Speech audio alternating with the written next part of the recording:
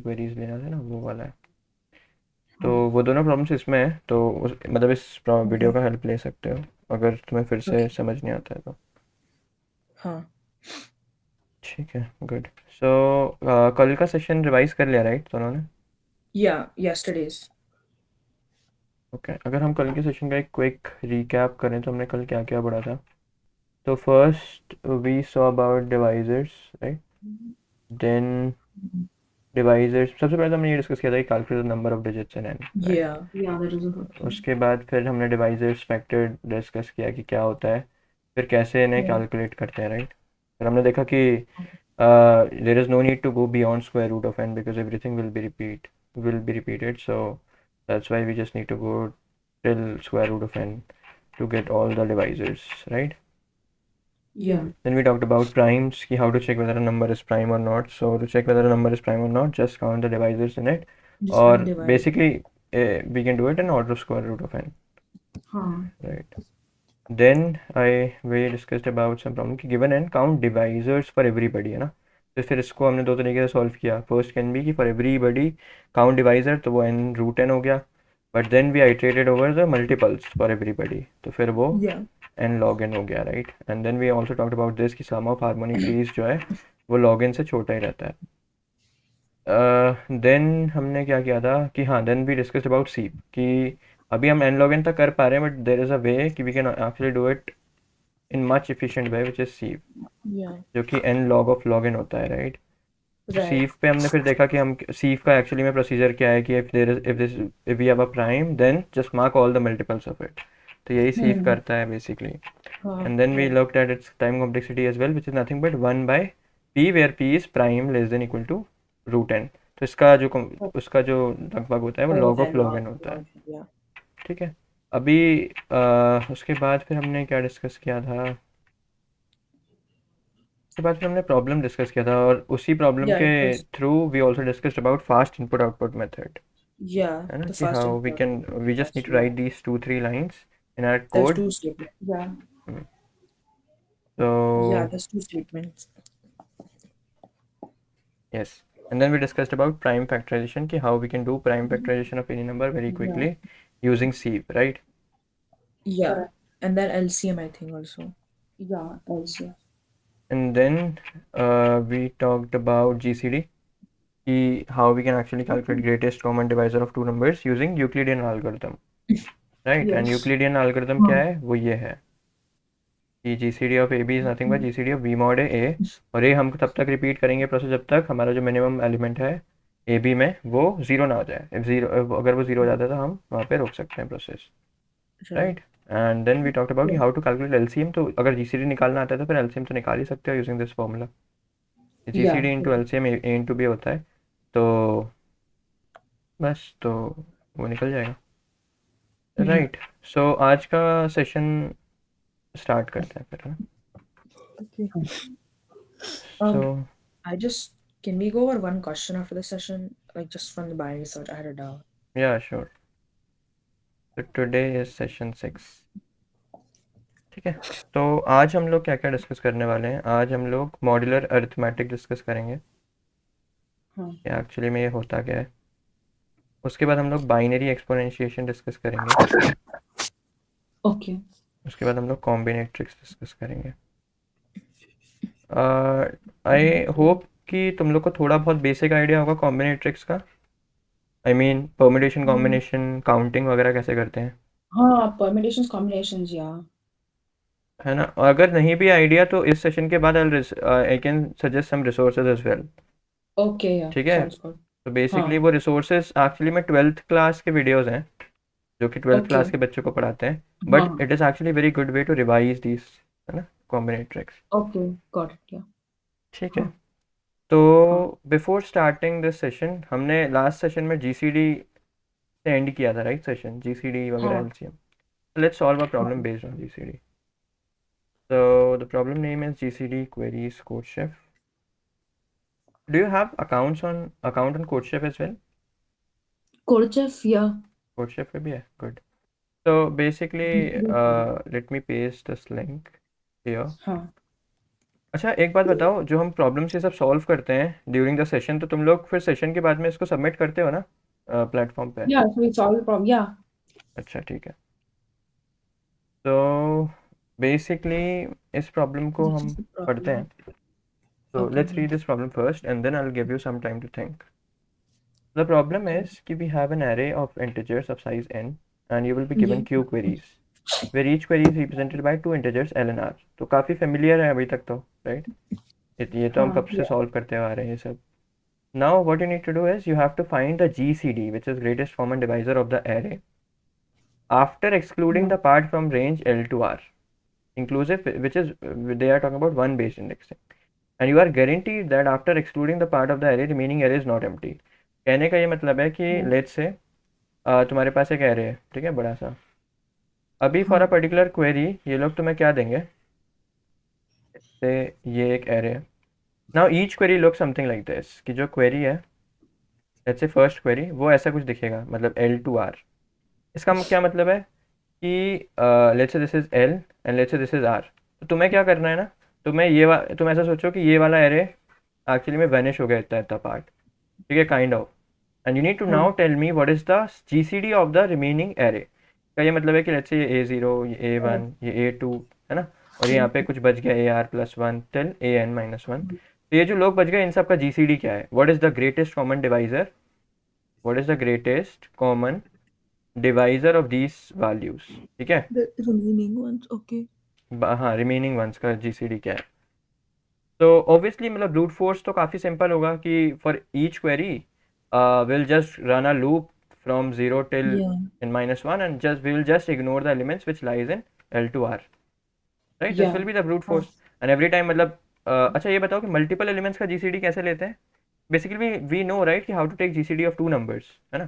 For example Yeah, we do. Let's say हमें तीन लोगों का जीसीडी लेना है, तो ये काफ़ी ईजी है, कुछ नहीं है करना है। हमें पता है कि इन दोनों का जीसीडी कैसे लेते हैं, राइट। ये हाँ. अंडरस्कोर जीसीडी ए भी लिख दो, है ना। Hmm. अब तुम्हें कुछ नहीं करना है, तीन लोगों का लेना है तो पहले इन दोनों का कर लो, उसके बाद फिर इसका इनके साथ कर लेना। तो बेसिकली जी को पहले इन दोनों से निकाल लिया। अब तुम जी में ही असाइन कर दोगे underscore GCD of G comma C, समझ गए। बेसिकली हाँ. इन तीनों का ग्रेटेस्ट कॉमन डिवाइजर लेना था, तो मैंने बोला ऐसा करो, पहले इन दोनों का ग्रेटेस्ट कॉमन डिवाइजर निकालो, फिर उस ग्रेटेस्ट कॉमन डिवाइजर के साथ सी का ग्रेटेस्ट कॉमन डिवाइजर निकालना। तो बात सेम ही रहेगी। मान लो कि इन तीनों का जो मिक्स करके ग्रेटेस्ट कॉमन डिवाइजर है मान लो वो थ्री है, ठीक है। तो मैं, हाँ. और मान लो इन दोनों का जो ग्रेटेस्ट कॉमन डिवाइजर है वो सिक्स है, तो मैंने बोला ठीक है कोई बात नहीं, पहले इन दोनों का ग्रेटेस्ट कॉमन डिवाइजर निकालो, क्या आएगा, सिक्स आएगा। उसके बाद सिक्स और थ्री का जीसीडी निकालो तो वो थ्री ही आएगा, ठीक है। That's how you can calculate GCD of multiple elements. कुछ नहीं करना होता, जैसे प्लस नहीं करते हैं अपन, मान लो कि मल्टीपल एलिमेंट्स को प्लस करना है, तो तुम ये बोल सकते हो ना कि पहले इन दोनों को कर लो प्लस, इनका जो सम आएगा उसमें सी सम ऐड कर देना, राइट। हम ऐसा कर सकते हैं ना। हाँ. बेसिकली एरे का सम Yeah. हम कैसे करते हैं, Correct. अगर एक एरे है तो हम सम कैसे करते हैं उसका, बेसिकली हम ऐसे लिखते हैं ना। For example It's just the array at I. For example let's say अगर हमारे पास एक एरे है, मतलब वेक्टर है, ऐसा कुछ है, ठीक है, फोर फाइव। तो और अब अगर हमें इस पूरे एरे का सम कैलकुलेट करना है तो हम ऐसे लिख सकते हैं ना कि सम में हम एक एक करके एक्स ऐड करते जाएंगे, right. Yeah, that's how similarly we. अगर तुम्हें किसी एरे का जीसीडी लेना है ना, तो तुम क्या कर सकते हो कि इंस्टेड, अब देखो तुम जीसीडी का वैल्यू किससे इनिशियलाइज करोगे, तो जीसीडी का वैल्यू तुम जीरो से इनिशियलाइज कर सकते हो। क्यों, Yeah. क्योंकि जब जीरो से इनिशियलाइज करोगे तो जीरो कमा फर्स्ट एलिमेंट का जो जीसीडी होगा वो फर्स्ट एलिमेंट ही होगा, ठीक है। तुम जीरो से स्टार्ट कर सकते हो जीसीडी को, और वही तुम्हें कुछ नहीं करना है, वही करना है हर एलिमेंट पे जाके, जैसे तुम सम करते थे वैसे ही अब जीसीडी करोगे, तो जीसीडी में मतलब तुम अपडेट करोगे बार बार जीसीडी को, तो G will become underscore GCD of G comma X, then you will print the GCD. For example इस एरे का तो वन ही आएगा क्योंकि ऑलरेडी वन प्रेजेंट है, बट लेट्स से अगर Yeah. कोई एरे है जो कि कुछ इस तरह से है, and let's say if it is 16 and this guy is 32, इसका जीसीडी 4 होना चाहिए, राइट, Right. Yeah. 4 ही आएगा। तो ऐसे करके भी तुम जीसीडी ले सकते हो मल्टीपल एलिमेंट्स का। मतलब कहने का यही मतलब है कि अगर मल्टीपल एलिमेंट्स हैं तो जैसे हम सम करते हैं ना, एक एक करके ऐड करते जाते हैं, वैसे तुम जीसीडी भी कर सकते हो कि पहले जी का देखो, अगर मल्टीपल एलिमेंट्स है तो पहले जी को जीरो से इनिशियलाइज करो। अब जी का सबसे पहले इस पे आओ, तो जी में ये डाल दो underscore GCD of G comma A, तो जी में क्या आ जाएगा, हाँ. ए आ जाएगा। फिर जब तुम इस पे आए तो वही सेम सेम प्रोसेस लिखो, सेम चीज़ लिखो कि जी में हाँ. Underscore GCD of G comma B. तो अब जी में क्या आ जाएगा, जीसीडी ऑफ ए भी आ जाएगा, राइट, Oh क्योंकि yeah, पहले you जी में ए started था। that. फिर तुम जब सी पे आओगे तो तुम सेम चीज़ लिखोगे कि जी में अंडरस्कोर जीसीडी जी कॉमा सी। तो अब जी में क्या था, जीसीडी ऑफ ए भी था, उसके साथ तुम हाँ जीसीडी ऑफ सी कर रहे हो, तो इन तीनों का जीसीडी आ जाएगा वो, ठीक है ना। तो ऐसे करना हाँ है, that's what I am doing here, देखो। तो ऐसे okay करके तुम एरे का जीसीडी फाइंड आउट कर सकते हो। तो ब्रूट फोर्स अप्रोच तो काफ़ी सिंपल रहेगा। ब्रूट फोर्स हाँ अप्रोच में कुछ नहीं करना है। फॉर अ पर्टिकुलर रेंज हम एक लूप रन कर देंगे, और उस रेंज में जब भी आई रहेगा तो उसको इग्नोर कर देंगे, बाकी सबका जीसीडी निकाल लेंगे, right. And we know how to take GCD of multiple elements, वो काफ़ी ईजी है। पर तो हाँ अगर ब्रूट फोर्स से सॉल्व करोगे तो एक क्वेरी को सॉल्व करने का ऑर्डर ऑफ एन टाइम आएगा, राइट। हाँ Correct. right. Now the point is what are the constraints. तो कंस्ट्रेंट्स अगर हम देखेंगे तो बेसिकली कंस्ट्रेंट्स यहाँ पे देखो, कंस्ट्रेंट्स है queries, what are, where are queries, number of queries कितने हैं, number of queries are till N और एन 10⁵ है, तो वो चलेगा नहीं, राइट, कहने का ये मतलब है। Q into N Yeah. जो है वो नहीं Yeah. चलेगा, तो हमें कुछ स्मार्ट सोचना है ऑब्वियसली। तो अब सोचो, हाँ स्मार्ट सोचो, ठीक है। तो टेक सम टाइम और थोड़ा स्मार्ट सोचो। बेसिकली ये सोचो ना कि फॉर एवरी क्वेरी अगर इस पार्ट को हटाना है तो basically you will be left with some prefix and some suffix, right. तो इस तरह से कुछ करके Yeah. सोचो, ठीक है। I will be back after 2 minutes. Okay. Problem अपने अपने लैपटॉप में खोल लो, और मैं ये फिगर बस खोल देता हूँ यहाँ पे, ठीक है। हाँ हाँ Yeah. Okay.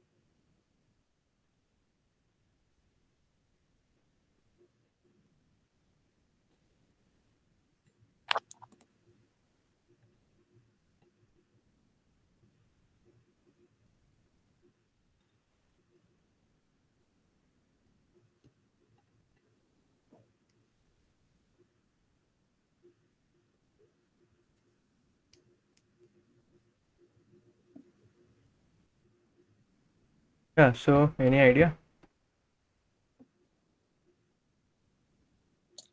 Um, my question, I mean, I was just thinking, how would we remove, like, no I mean देखो, ऐसे तो नहीं कर सकते, जीसीडी को रिमूव नहीं कर सकते। मतलब अगर तुम ऐसे सोचो कि let's take GCD of whole array and somehow remove GCD of this prefix, no, sorry no, no, somehow no, remove no, the, no, no, no, that's not, I was thinking, how would we remove that part of the array? Like, how do we not take that into account? So basically तुम ऐसा कुछ सोचो ना We कि would for just, if we want to remove, no not basically remove actually में नहीं करना है, तुम्हें जस्ट इग्नोर करना है इसको, राइट। तो yeah, तुम ऐसे सोचो ना कि अगर इस पार्ट को इग्नोर करना है तो हमें जो रिमेनिंग पार्ट है वो क्या है, कुछ प्रीफिक्स है और कुछ सफिक्स है, राइट।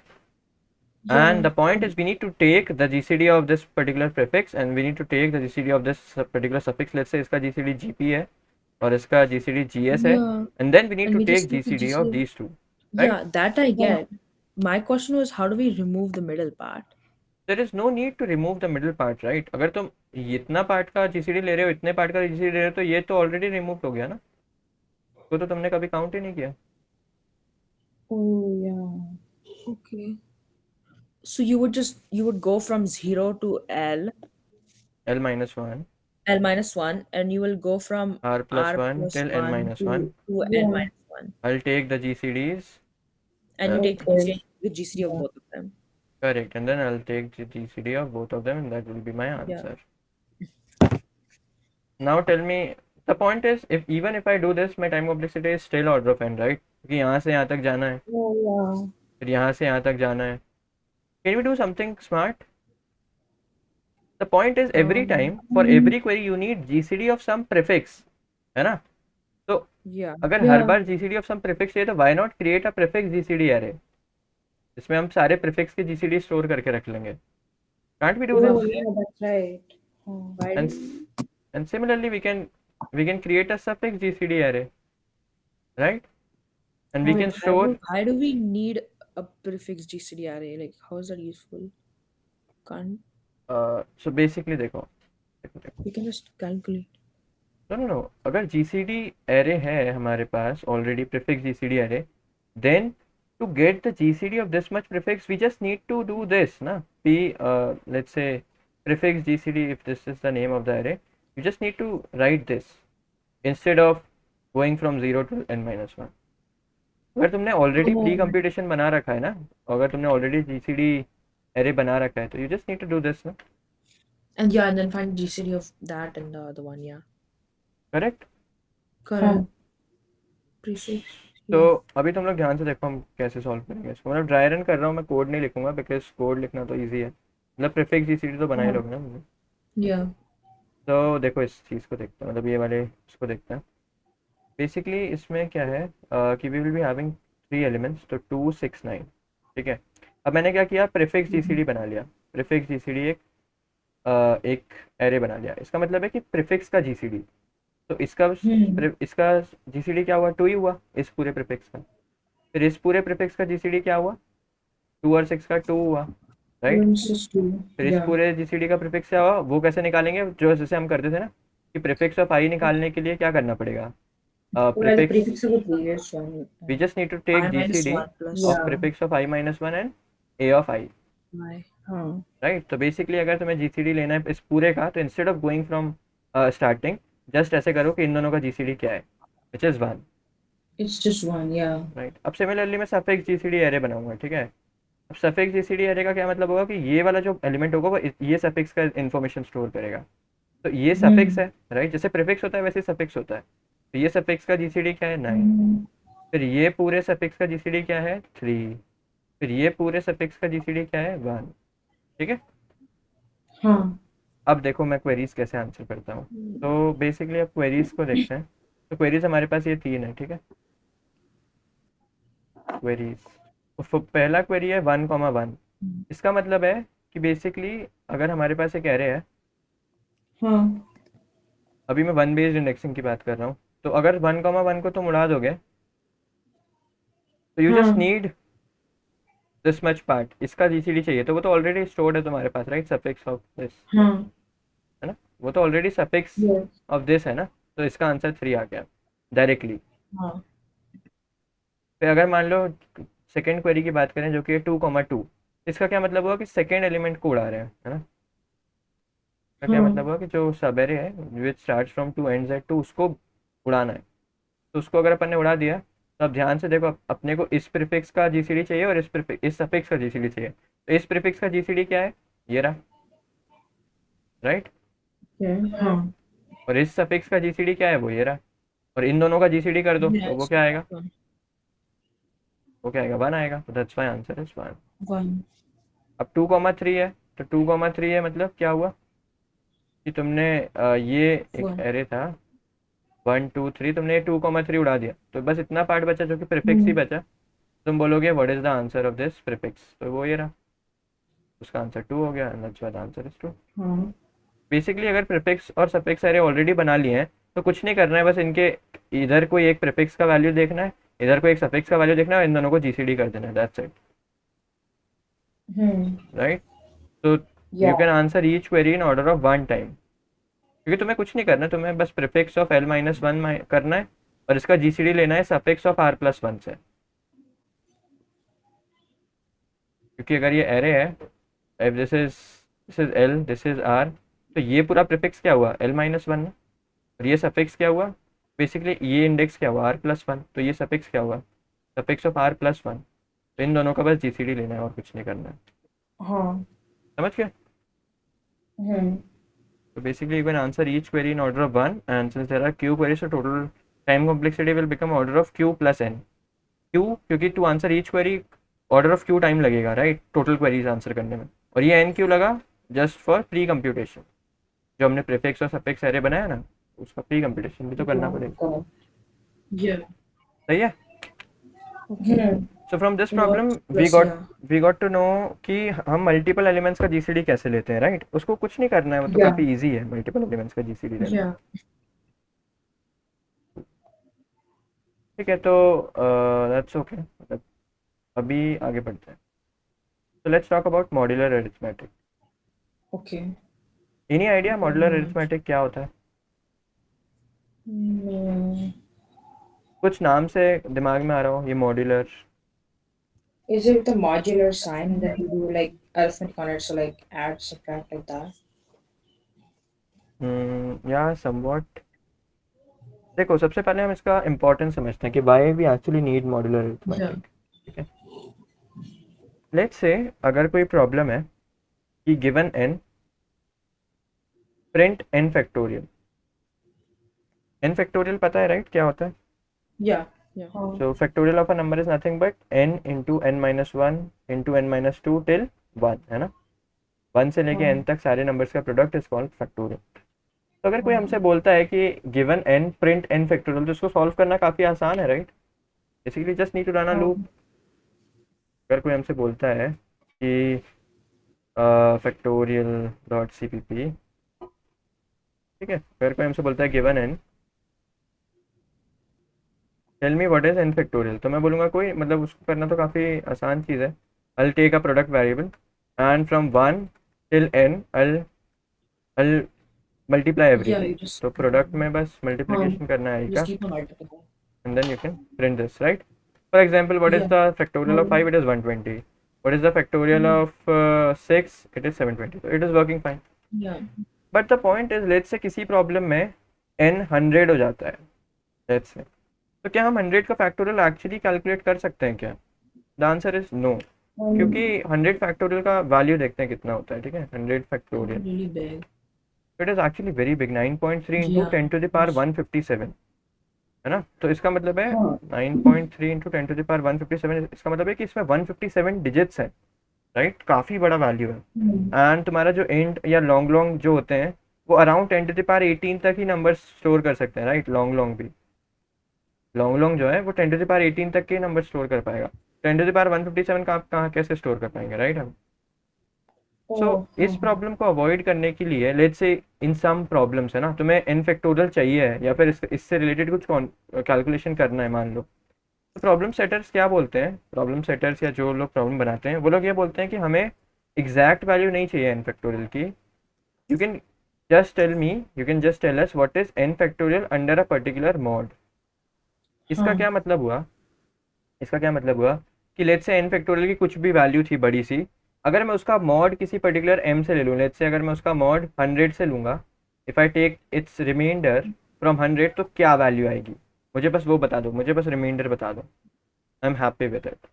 इसलिए बहुत सारे प्रॉब्लम्स होते हैं। लेट्स से अगर हम लेट्स से open code forces problem set, ठीक है, अगर मैं यहाँ पे ऐड टैग करूँगा और यहाँ पे अगर मैं कॉम्बिनेट्रिक्स सर्च करूँ, ठीक है, के बाद अगर हम यहाँ पे ये प्रॉब्लम्स खोलें ना, देखो मैं कुछ प्रॉब्लम्स खोल रहा हूँ कॉम्बिनेट्रिक्स की, ठीक है। तुम ध्यान से देखोगे तो ये प्रॉब्लम के देखो आउटपुट सेक्शन में देखो क्या लिखा हुआ है यहाँ पे, Since the answer can be large.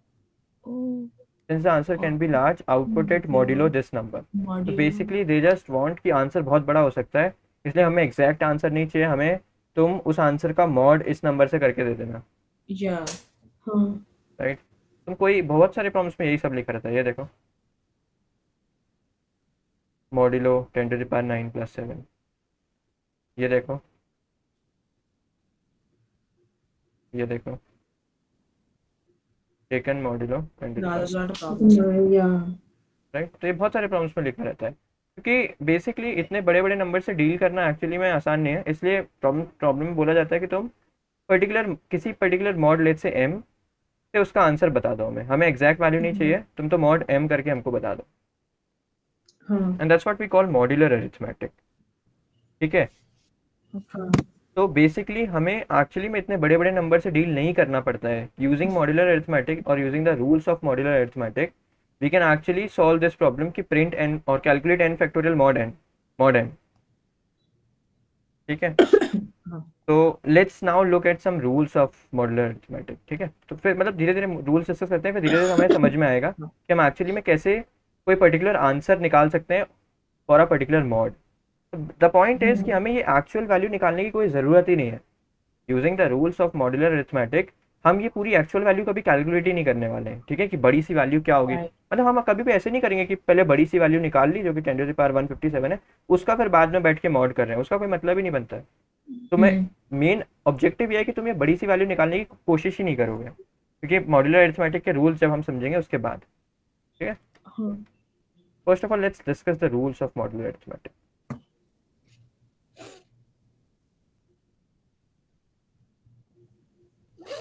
First rule is rule of addition. ठीक है, rule of addition. Rule of addition है कि let's say if you want to calculate a plus b mod m, तो द पॉइंट इज इसका rule होता है कि तुम ऐसे इसको कैलकुलेट कर सकते हो कि पहले a मॉड m कर लो, उसके बाद b मॉड m कर लो, और उसके बाद होल मॉड m कर लो. लेट्स टेक एनी एग्जांपल, है ना. Let's say a is 11, b is 17 and mod is 10. Let's say, तो मुझे ये बताओ a प्लस b कितना हुआ. LHS क्या आएगा अगर a 11 है b 17 है. 28 मॉड 10 करेंगे क्या आएगा. 28 not 10. 8. 8. Oh, sorry. 28 मॉड 10 करेंगे तो 8 आएगा. लास्ट डिजिट आती है ना अगर 10 से करोगे तो. Yeah, sorry. हाँ. एंड अगर हम ये RHS निकालेंगे तो यहाँ पे क्या आएगा. a मॉड 10 मतलब 11 मॉड 10 करेंगे तो कितना आएगा 1. 1. 17 मॉड 10 करेंगे कितना आएगा 7, और 1 + 7 का मॉड करेंगे m से विच इज़ 10, तो कितना आएगा 80 आएगा. सो द पॉइंट इज कि अब ये तो हमें समझ में आ रहा है, बट हमने ये होल मॉड फिर से क्यों लिया. इसका रीज़न ये है कि कभी ऐसा भी हो सकता है कि ये जो अंदर की मॉड है ना ये m से बड़ा हो जाता है. देखो सबसे पहला रूल तो यही समझो तुम मॉड्यूलर अरिथमेटिक का, कि जब भी तुम मॉड m से मतलब मॉड m में वैल्यू निकाल रहे हो तो वो वैल्यू कहाँ से कहाँ तक हो सकता है. वो वैल्यू m को एक्सीड नहीं कर सकते. Right, this is the rule कि रिमाइंडर अगर किसी से लोगे तो वो वैल्यू जो रिमाइंडर का वैल्यू है वो 0 से m-1 तक ही हो सकता है. करेक्ट. हाँ. अगर तुम 10 से किसी भी चीज़ का रिमाइंडर लोगे, किसी भी चीज़ का मॉड लोगे, लेट्स से x मॉड 10 करोगे, तो क्या यहाँ पे तुम्हें 11 मिल सकता है. The answer is no. तुम्हें 0 से 9 तक ही वैल्यूज मिलेंगे ना. Right. तो ये रूल मतलब ये तो ऑब्वियस है कि अगर तुम मॉड m करोगे तो तुम्हें रिजल्ट्स 0 से m-1 तक ही मिलना चाहिए. -1. Yeah, that's true. तो अब मान लो किसी केस में लेट्स से a जो है वो हो जाता है 9, b जो है वो हो जाता है 17 और m 10 ही है. तो 9 + 17 कितना हुआ. 26. और 26 मॉड 10 6 हो जाएगा. 6. बट अगर हम यहाँ पे कैलकुलेट करें तो 9 मॉड 10 क्या होगा 9, तो 17 मॉड 10 क्या होगा 7. तो 9 + 7 जो है वो 16 हो गया. And in terms of mod 6 and 16 are actually equal in terms of mod 10, क्योंकि 16 का मतलब भी 6 ही होता है ना. हाँ. 16 देखो देखो देखो, अगर हम मॉड्यूलर अरिथमेटिक की बात कर रहे हैं और अगर मॉड 10 है तो 16 और 6 का वैल्यू सेम ही माना जाएगा, क्योंकि तुम इसका फिर से मॉड ले लो ना 10 से, तो ये 6 ही हो जाएगा. द पॉइंट इज 16 और 6 एक्चुअली में कंपेरेबल हैं इन टर्म्स ऑफ मॉड 10. राइट. देखो जब भी हम मॉड 10 के बारे में बात करें इसका ये मतलब है कि हर वैल्यू हम मॉड में लेंगे. तो अभी ये एक्चुअली में इसका वैल्यू मॉड में नहीं लिया है ना, इसको अभी फिर से मॉड 10 करोगे तो ये 6 ही बन जाएगा. राइट. अभी हम मॉड्यूलर अरिथमेटिक की बात करें, तुम्हारा नॉर्मल डेसिमल सिस्टम नहीं चल रहा है कि 6 अलग है 16 अलग है. ठीक है. मॉड्यूलर अरिथमेटिक में हम अंडर मॉड 10 के बारे में बात करें कि हर चीज़ अंडर मॉडेड है. तो अंडर मॉडेड है इसका ये मतलब है कि 6 और 16 एक जैसे ही हैं, क्योंकि 16 की एक्चुअल वैल्यू मॉड अगर मॉड 10 के अंडर चल रहा है तुम्हारा सिस्टम तो 16 की एक्चुअल वैल्यू 6 ही है. ठीक है, क्योंकि 16 इज नथिंग बट उसका मॉड ले लो हम फिर से. तो इसीलिए हम यहाँ पे होल मॉड लिए हैं, क्योंकि a मॉड m 9 हो गया, b मॉड m 7 हो गया, ये 16 आया ना, तो वैल्यू एक्सीड कर रही है. इसलिए जस्ट टू मेक श्योर कि वैल्यू एक्सीड ना करें हम एक और मॉड ले रहे हैं यहाँ पे. देखो हाँ. है ना. तो 16 मॉड 10 जो है वो फिर 6 आ जाएगा. समझ गए बाहर मॉड क्यों लिया हमने. Basically this is the first rule of addition. अब ये रूल से हमें क्या मतलब क्या क्या पता चला. इस रूल से हमें ये पता चला कि if there are multiple numbers, let's say अगर तुम्हारे पास कोई एरे है, ठीक है, अभी लेट्स से तुम्हें इसका सम निकालना है एरे का, है ना, बहुत बड़ा सा एरे है और इसका सम निकालना है तुम्हें अंडर अ पर्टिकुलर मॉड। तो हम ऐसा नहीं करेंगे कि पहले पूरा सम निकाल लिया उसके बाद लास्ट में बैठ के मॉड कर रहे हैं, नहीं। हम क्या करेंगे, देखो लेट्स से अगर यहाँ पे A0 है, यहाँ पे A1 है, यहाँ पे A2 है, यहाँ पे A3 है, A4 है, ऐसे करके वैल्यूज है। हम कुछ नहीं करेंगे, हमें ये चीज़ पता है ना कि A plus B mod M जो है वो A mod M plus B mod M whole mod M होता है। तो हम एक्चुअली में एक सम वेरिएबल बनाएंगे, है ना, देखो मैं कोड लिख के दिखाता हूँ। तो basically some mod dot CPP।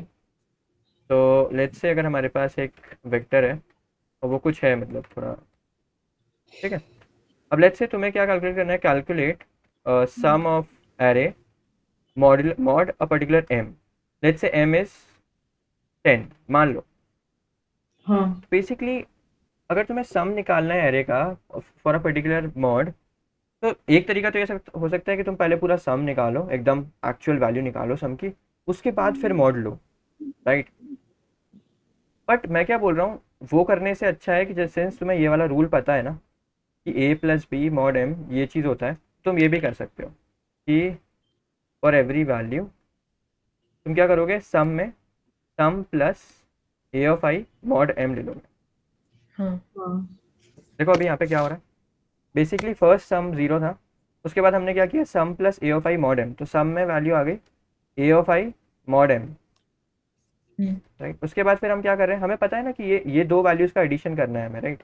A of 0 plus A of 1 हमें मॉड एम निकालना है मान लो, या ऐसा समझो कि हमें तो ये पूरे वैल्यूज़ का ऐसे समझो, बेसिकली मान लो कि इतना बड़ा एरे होने की जगह हमें हमारे पास सिर्फ 3 वैल्यूज़ होते हैं, ठीक है, और इन तीनों का तुम्हें सम निकालना है और अंडर मॉड एम। तो एक तरीका तो ये हो सकता था कि तुम A0 plus A1 plus A2 इन तीनों का एग्जैक्ट वैल्यू निकालो और फिर मॉड एम कर दो, राइट।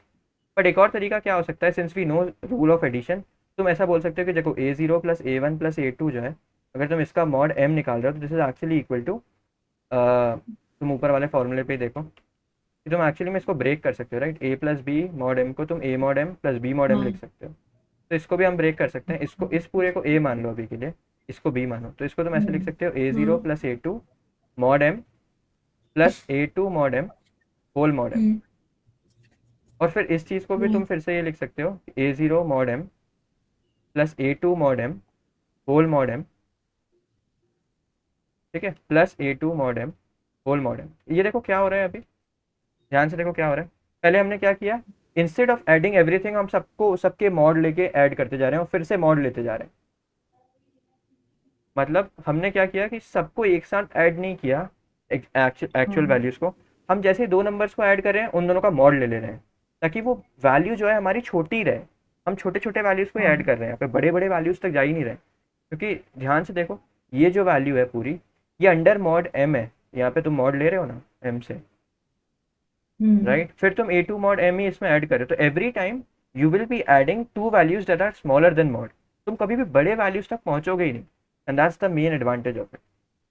द पॉइंट इज कि ऐसा भी तो हो सकता था ना कि ये वैल्यूज काफ़ी बड़े बड़े हो जाते हैं और तुम बहुत बड़े वैल्यूज को ऐड करते जा रहे हो, जो कि ओवरफ्लो भी हो सकता था। एक तरीका तो ये था ना कि जो तुम सबका सम निकाल लो बैठ के, है ना, पूरा पूरा एक एग्जैक्ट सम निकालो बाद में मॉड करो। एक तरीका तो देखो ये था ना कि अगर एरे में बहुत ज़्यादा बड़े बड़े वैल्यूज़ होते हैं, मान लो यहाँ पे 1E9 होता, let's say const, let's say MX में मैं 1E9 लिख देता हूँ, तो या फिर लेट्स से 2E9 लिख देता हूँ। तो मान लो यहाँ पे MX can be right here MX, पता नहीं है, तो वेक्टर इंट A बनाते हैं और इसमें 100 टाइम्स MX ऐड कर देते हैं, ठीक है, A में पुश बैक कर देते हैं MX, ओके ठीक है। तो अभी A में क्या आ गया, MX MX MX MX आ गया। अब मान लो कोई तुमसे बोलता है कि calculate sum of this array under a particular mod M. अगर तुम इस एरे का सम निकालने बैठोगे ना तो फिर ये अगर तुम इंट में ही निकालोगे सम तो इसका जो सम है वो ओवरफ्लो हो जाएगा। क्यों? क्योंकि 2E9 है, मतलब 2 इंटू 10⁻9 है वैल्यूज़ और 100 वैल्यूज़ हैं, तो इनका टोटल सम क्या होगा 2 इंटू 10⁻11, जो कि ओवरफ्लो हो जाएगा। Just to avoid this thing कि हम एग्जैक्ट वैल्यू ना निकालें, हम क्या कर सकते हैं, हम कुछ स्मार्ट कर सकते हैं। द स्मार्ट थिंग इज कि जब हम एक एक वैल्यूज़ को ऐड करते जाएंगे और बार बार मॉड लेते जाएंगे सम को। समझ आ रही बात? यही हम देखो यहाँ पे भी कर रहे हैं, एक एक वैल्यूज़ को ऐड कर रहे हैं, उसके बाद फिर मॉड ले रहे हैं, फिर एक वैल्यू को ऐड कर रहे हैं, फिर मॉड ले रहे हैं। सारी बात समझ में, ताकि हमारा जो आंसर है वो हमेशा अंडर मॉडेड ही रहे, Yeah, right. that makes sense. तो हम कभी भी ओवरफ्लो करेंगे ही नहीं, क्योंकि हम हमेशा एट एनी पॉइंट हम सम जो है हमारा वेरिएबल उसमें एक पर्टिकुलर ए आई जोड़ रहे हैं, and the point is this some is less than mod, obviously क्योंकि ये हमेशा मॉडेड है, अंदर अंडर अ मॉड है। Right. देखो सब में जब तुम वैल्यू कोई डाल रहे हो तो वो अंडर अ मॉड ही डाल रहे हो, तो सम हमेशा लेस देन मॉड है, और ए ऑफ आई जो है यू आर अज्यूमिंग कि ए ऑफ आई जो है लेस देन मॉड है। अगर A of I less than mod नहीं भी है तो तुम पहले इसका मॉड ले लो, उसके बाद ऐड करना है इसमें, ठीक है। That's what this rule says ना, कि अगर दो वैल्यूज को ऐड कर रहे हो तो पहले इन दोनों का मॉड लो, उसके बाद दोनों को ऐड करो, फिर से मॉड ले लो। द पॉइंट इज कि अगर तुम्हें सम ऑफ एरे भी निकालना है ना तो तुम ऐसे निकाल सकते हो कि every time after adding each number हम मॉड लेते जाएंगे, मॉड लेते जाएंगे, तो क्या होगा, उससे ओवरफ्लो भी नहीं होगा और हमारा जो आंसर है वो भी बना रहेगा, because we are following this rule. आई बात समझ में? हाँ, correct. आंसर हमेशा सेम आएगा, मतलब अंडर मॉड सेम आएगा, क्योंकि ये रूल है मॉडुलर अरिथमेटिक का। और तुम किसी भी आंसर मतलब किसी भी चीज़ के लिए चेक करके देख लो, कोई भी ए बी एम की वैल्यू डाल के देखो, हमेशा दोनों तरफ सेम आएगा, ठीक है। This Yes. Is the rule of addition, ठीक है। Okay. And now let's discuss rule of multiplication. Rule of multiplication भी एग्जैक्टली सेम है। मल्टीप्लिकेशन का रूल क्या होगा, A into B mod M निकालना है अगर, तो ये कुछ नहीं होगा, ये होगा A mod M times B mod M whole mod M. एक बार ट्राई कर लेते हैं वैल्यूज लेके। मान लो कि ए तुम्हारा ए तुम्हारा मान लो कितना है, 8 है, बी तुम्हारा मान लो कोई बड़ा सा वैल्यू है 13 है, ठीक है। अब और एम तुम्हारा मान लो कुछ भी है, मतलब 5 मान लो, चलो 5 है, तो 14 ले लो, चलो तो 14 ले लो। तब ए इंटू बी मॉड एम अगर निकालना होता तो ए इंटू बी कितना होता, 8 इंटू 14 कितना होगा, 8 4 Into 32, 14 2 guys. 112 होगा शायद। हाँ. तो ये 112 है, और 112 का जब हम मॉड लेंगे 5 से तो आएगा 2, है ना। 2. हाँ. 2. अब सिमिलरली Yes. ये निकाल के देखो, ए मॉड एम कितना आएगा, 8 मॉड 5 कितना होगा 3, 5 is 3. एंड 14 मॉड 5 कितना होगा 4, 4. और अभी इसका रिजल्ट क्या आएगा 12, 12. और 12 से अगेन तुम 1. मॉड करोगे 5 का क्या आ जाएगा 2। 2. अब तुम अगर ध्यान से देखोगे तो यहाँ पे तुम्हें इन दो बड़े वैल्यूज को मल्टीप्लिकेशन करना पड़ा, उसके बाद तुमने मल्टीप्लिकेशन करके मॉड लिया, विच इज़ हाँ. वेरी डिफिकल्ट टास्क ना। अब मान लो यहाँ पे तो दो ही वैल्यूज थे, मान लो 100 वैल्यूज होते हैं बड़े बड़े, तो इन सबको मल्टीप्लिकेशन थोड़ी हम स्टोर कर पाते हैं, but instead we can do something smart. The smart thing is कि हम इंडिविजुअल मॉड ले सकते हैं, फिर दोनों वैल्यूज को मल्टीप्लाई कर सकते हैं, जैसे ही वैल्यू आई उसका फिर से मॉड ले लो, है ना। The same thing that we did for addition. तो अब तुम मल्टीप्लिकेशन के लिए भी ऐसे लिख सकते हो, मान लो कि तुम्हें प्रोडक्ट मॉड निकालना है एरे का, तो you can write the same thing कि अगर हमारे पास 1 2 3 4 5 ऐसे कोई एरे है, और अगर हमें इसका प्रोडक्ट निकालना है एरे का अंडर अ मॉड, तो हम पूरे एरे का पहले प्रोडक्ट नहीं निकालते बैठेंगे, क्योंकि हमें पता है कि प्रोडक्ट तो बहुत बड़ा भी हो सकता है, और sometimes it is not even possible to store the entire product, right. क्योंकि अगर वैल्यूज़ काफ़ी बड़े हैं तो इन सब का प्रोडक्ट थोड़ी निकालते बैठेंगे ना। अगर मान लो कि वैल्यूज़ बहुत ज़्यादा बड़े बड़े हैं एरे में, तो इन सबको मल्टीप्लाई थोड़ी करते बैठोगे तुम, क्योंकि तुम स्टोर ही नहीं कर पाओगे। इंस्टेड स्मार्ट वे क्या होगा, स्मार्ट वे ये होगा, तुम ये प्रोडक्ट को हमेशा ऐसे लिखो, मतलब देखो तुम्हें कुछ नहीं करना है, मतलब इसमें ज़्यादा दिमाग नहीं लगाना है। तुम प्रोडक्ट को क्या लिखते हैं नॉर्मल तरीके Yeah. से, ये लिखते हैं ना, प्रोडक्ट इज इक्वल टू हाँ. प्रोडक्ट इनटू ए ऑफ ए।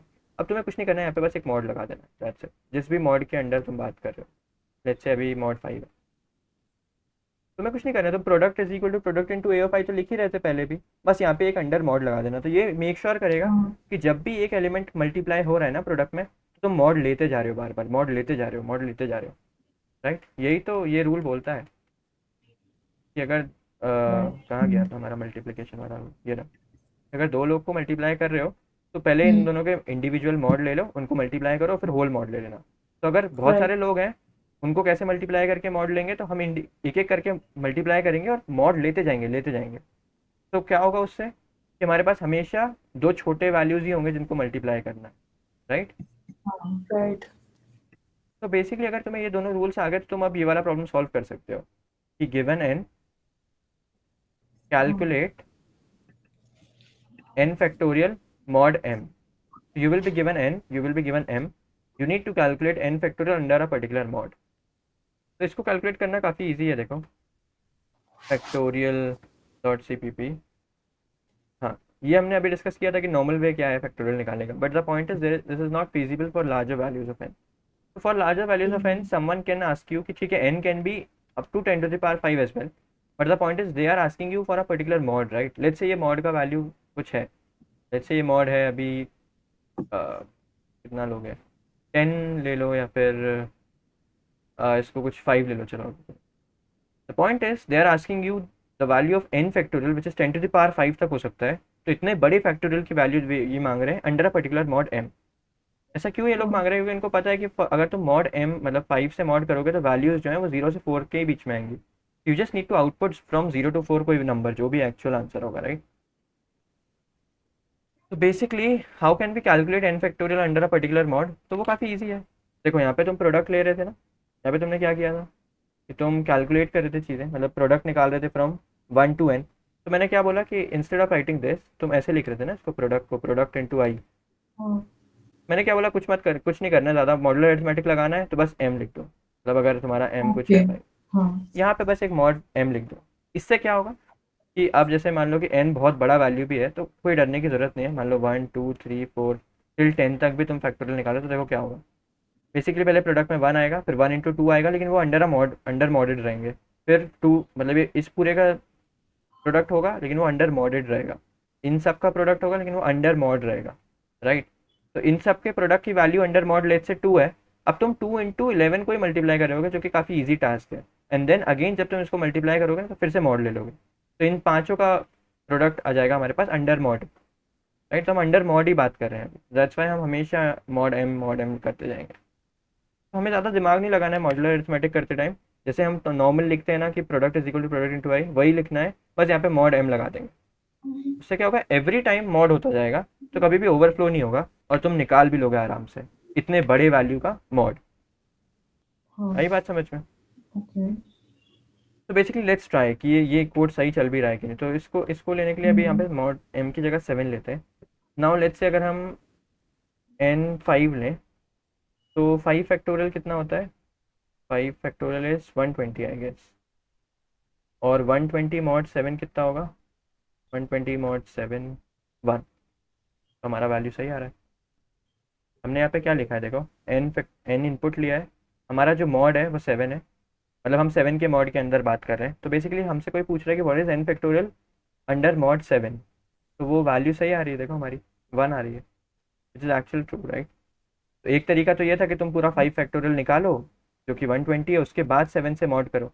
पर दूसरा तरीका ये है ना कि तुम इंडिविजुअल मॉड करते जाओ. देखो कैसे, तुमने प्रोडक्ट में 1 लिखा, ठीक है. अब प्रोडक्ट में 2 आया, वो भी ठीक है. 6 आया, वो भी ठीक है, अभी तक अंडर मॉड चल रहा है. अब 6 into 4 जैसे तुम करोगे तो 24 आ गया ना इन चारों का रिजल्ट. तुम 24 मॉड 7 कर लो तुरंत. 24 मॉड 7 कितना हो जाएगा? 3. अब तुम 3 इंस्टेड ऑफ कीपिंग 24 हम 3 को स्टोर रखेंगे बस. फिर तुम्हें अगर इन पांचों का रिजल्ट निकालना है तो क्या करोगे? 5 तुम 5 का मल्टीप्लिकेशन करोगे ना इस पूरे प्रोडक्ट के साथ जो कि 3 है, 24 नहीं है, क्योंकि हम अंडर मॉड बात कर रहे हैं. तो अब 3 into 5 करोगे, क्या आ जाएगा? 15. और 15 मॉड 7 क्या होता है? 1. तुम्हारा इवेंचुअली आंसर आ जाएगा.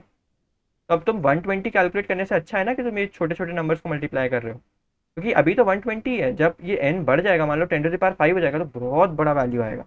तो तुम सोच भी नहीं सकते हो कि 100 factorial he 10 to the power 157 हो जाता है. तो 10 to the power 5 फैक्टोरियल तो बहुत बड़ी वैल्यू हो जाएगी. Still we are able to calculate under mod value. क्यों? क्योंकि हम ये रूल्स लगा रहे हैं, हमें ये रूल्स पता है, राइट? तो बेसिकली रूल्स ऐसा कुछ है नहीं. रूल्स यही बोलते हैं कि at every iteration just take mod, ठीक है? Just take the mod. चाहे तुम सम कर रहे हो, चाहे मल्टीप्लिकेशन कर रहे हो, चाहे कुछ कर रहे हो, मतलब एवरी पॉइंट पे तुम कभी भी अपने आंसर को बढ़ने मत दो, मॉड लेते जाओ, ठीक है? यही बस अरिथमेटिक के रूल्स हैं. तो ये दोनों रूल्स तो क्लियर हो गए होंगे एडिशन मल्टीप्लिकेशन के. Now let's discuss rules of subtraction. Rule of subtraction भी ऐसा कुछ है नहीं, बस एक चीज़ है इसमें ट्रिकी. तो मान लो कैन वी राइट दिस कि a minus B mod m is actually equal to a mod m minus b mod m whole mod m. Can we write this? क्या हम ऊपर वाले रूल्स को ही फॉलो करके ये लिख सकते हैं? तो देखो अभी हमने क्या डिस्कस किया था कि जो मॉड हम लेते हैं ना तो उसका वैल्यू क्या कहाँ से होता है, 0 से m-1 तक ही होता है, ठीक है ना? हमने ये तो डिस्कस किया था ना कि जब हम किसी हाँ वैल्यू का तो मॉड हाँ m लेंगे तो वो रिजल्ट हाँ 0 से m-1 के बीच में ही होगा. yeah that's true हाँ अब हम लेके देखते हैं, let's assume a is greater then b, ठीक है, तो ताकि ये रिजल्ट हाँ नेगेटिव ना हो. तो अगर a ग्रेटर देन b है तो मैंने बोला ठीक है, let's say a is 11, b is 7 and m is, इसको चलो 21 मान लो, इसको 17 मान लो और m को 10 मान लो, ठीक है. तो ये बताओ हाँ LHS क्या होगा? a minus b will be 4 हाँ तो LHS क्या होगा? 4 will be 4 mod 4 10 will be yeah 4. RHS क्या होगा? a mod m so that will be 1 M would be 21 mod minus 7 n. mod 10 so that will be -6. oh yeah minus 6 mod 10 so that will be minus -6 mod 10. अब तुम ध्यान से हाँ देखोगे ना तो ये -6 mod 10 का मतलब एक्चुअली में 4 ही होता है. कैसे, अब वो मैं तुम्हें बता. द पॉइंट इज कि मैंने तुम्हें स्टार्टिंग में बताया था ना कि 6 और 16 सेम है. क्यों? अगर अगर हम अंडर मॉड 10 की बात करें, ठीक है, ये स्पेशलिटी है, मतलब ये हाँ इंपॉर्टेंट है कि किसके मॉड के अंदर बात कर रहे हो. अगर मॉड 10 के बारे में बात करोगे तो 6 और 16 एक्चुअली में आइडेंटिकल है, क्योंकि तुम 6 में 10 ऐड कर दोगे कोई फर्क नहीं पड़ेगा.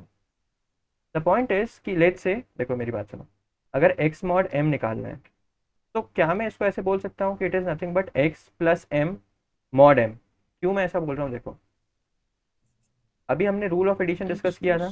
रूल ऑफ एडिशन क्या बोलता है कि ये मॉड अंदर जा सकता है, राइट? अभी जो रूल ऑफ एडिशन हमने डिस्कस किया था ऊपर, तो यही तो बोला था ना कि अगर a plus B mod m निकालना है तो मॉड को अंदर लेके जा सकते हो. तो इसका मॉड ले लो, इसका मॉड ले लो, होल मॉड ले लो. तो मैं यही बोल रहा हूँ कि what is the value of x plus m mod m, ठीक है. तो मैंने बोला ठीक है, इसको m को अंदर ले जा रहा हूँ मैं. It is nothing but x mod m plus m mod m whole mod m. और m मॉड m क्या होता है? m मॉड m क्या होगा, मतलब अगर m का ही m से रिमाइंडर लेंगे तो क्या आएगा? 0 ही आएगा ना. हाँ अगर तुम 10 का ही 10 से रिमाइंडर लोगे तो क्या आएगा? 0 ही तो आएगा, क्योंकि 10 is yeah divisible it by will be 10. 0 only yeah basically ये चीज़ 0 होगी तो रिजल्ट x मॉड m ही आ जाएगा.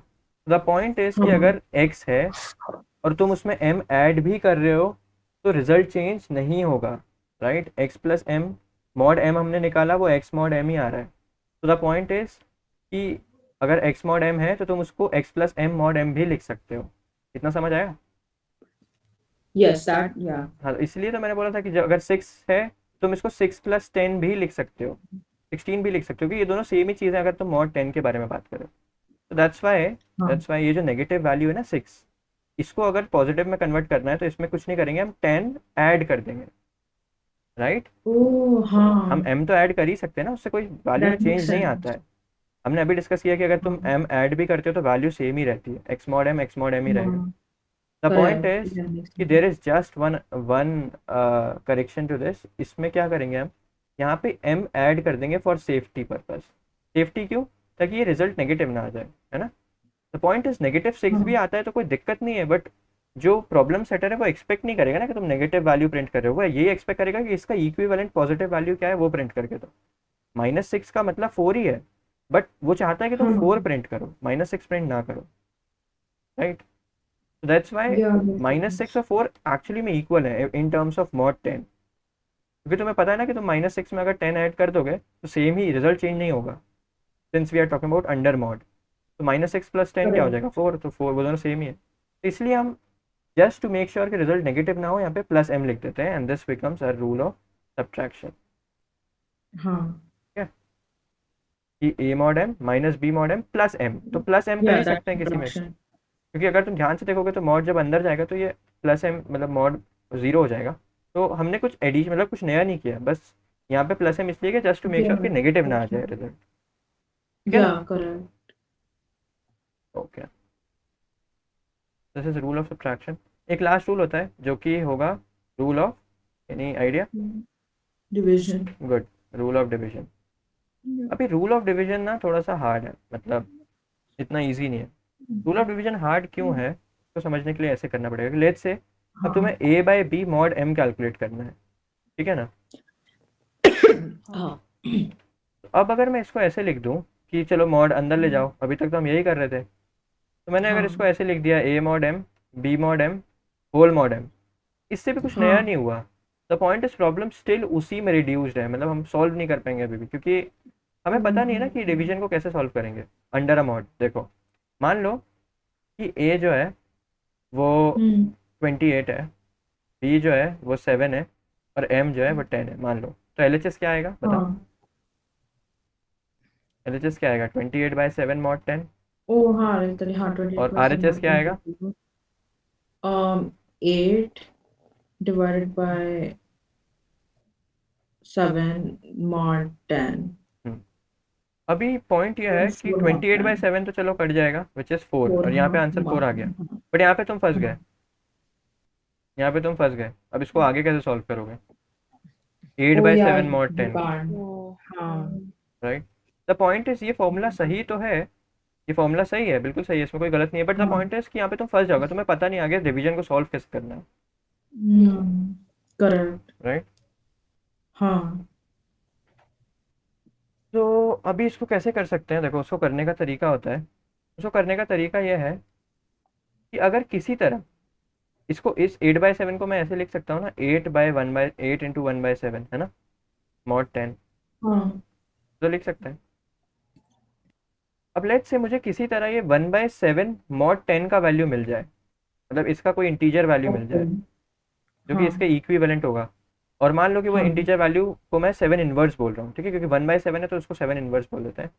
तो अगर मुझे 7 इनवर्स मिल हाँ जाता है ना, तो फिर काम मेरा आसान है, क्योंकि फिर मैं 8 और 7 yeah इनवर्स को मल्टीप्लाई कर दूंगा, और फिर मुझे पता है मल्टीप्लिकेशन का रूल कैसे लगाना।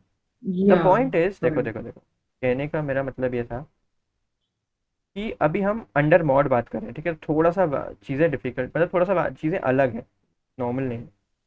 देखो अगर a/b मॉड m निकालना है, तो द पॉइंट इज कि अब हम ट्राई करेंगे कि हम इसको पहले ऐसे लिखने की कोशिश करें, a into 1/b under a mod m, ठीक है। हाँ अब ये 1/b का वैल्यू, मतलब जो 1/b प्रोड्यूस, मतलब रिजल्ट एक्चुअली में प्रोड्यूस कर रहा है ऑन मल्टीप्लाइंग विथ ए, अगर इसकी जगह कोई इंटीजर आ जाए हमारे पास जो कि सेम रिजल्ट प्रोड्यूस कर दे, है ना, व्हेन वी मल्टीप्लाई इट हाँ विथ ए, तो हमारा काम बराबर मतलब हो जाएगा ना। द yeah पॉइंट इज कि हमें ये 1/b रखने से अच्छा है कोई इंटीजर रखें हम, तो इसलिए now we will yeah try to correct calculate what is the inverse of B under a mod, जिसको inverse. जिसको बोला जाता है मॉड्यूलर मल्टीप्लिकेटिव इनवर्स। इसको थोड़ा ध्यान रखना है, ठीक है। modular multiplicative inverse okay तुम्हें मल्टीप्लिकेटिव इनवर्स ये इतना तो पता होगा क्या होता है, राइट? मल्टीप्लिकेटिव इनवर्स क्या होता है, देखो हाँ it's कि just अगर ए है तो मल्टीप्लिकेटिव इनवर्स क्या बोलेगा कि A into A inverse should be equal to 1, मतलब जब तुम ए yeah इनवर्स से ए का that मल्टीप्लिकेशन करोगे तो 1 आना चाहिए, तो ए हाँ इनवर्स क्या हो जाएगा 1/a, राइट?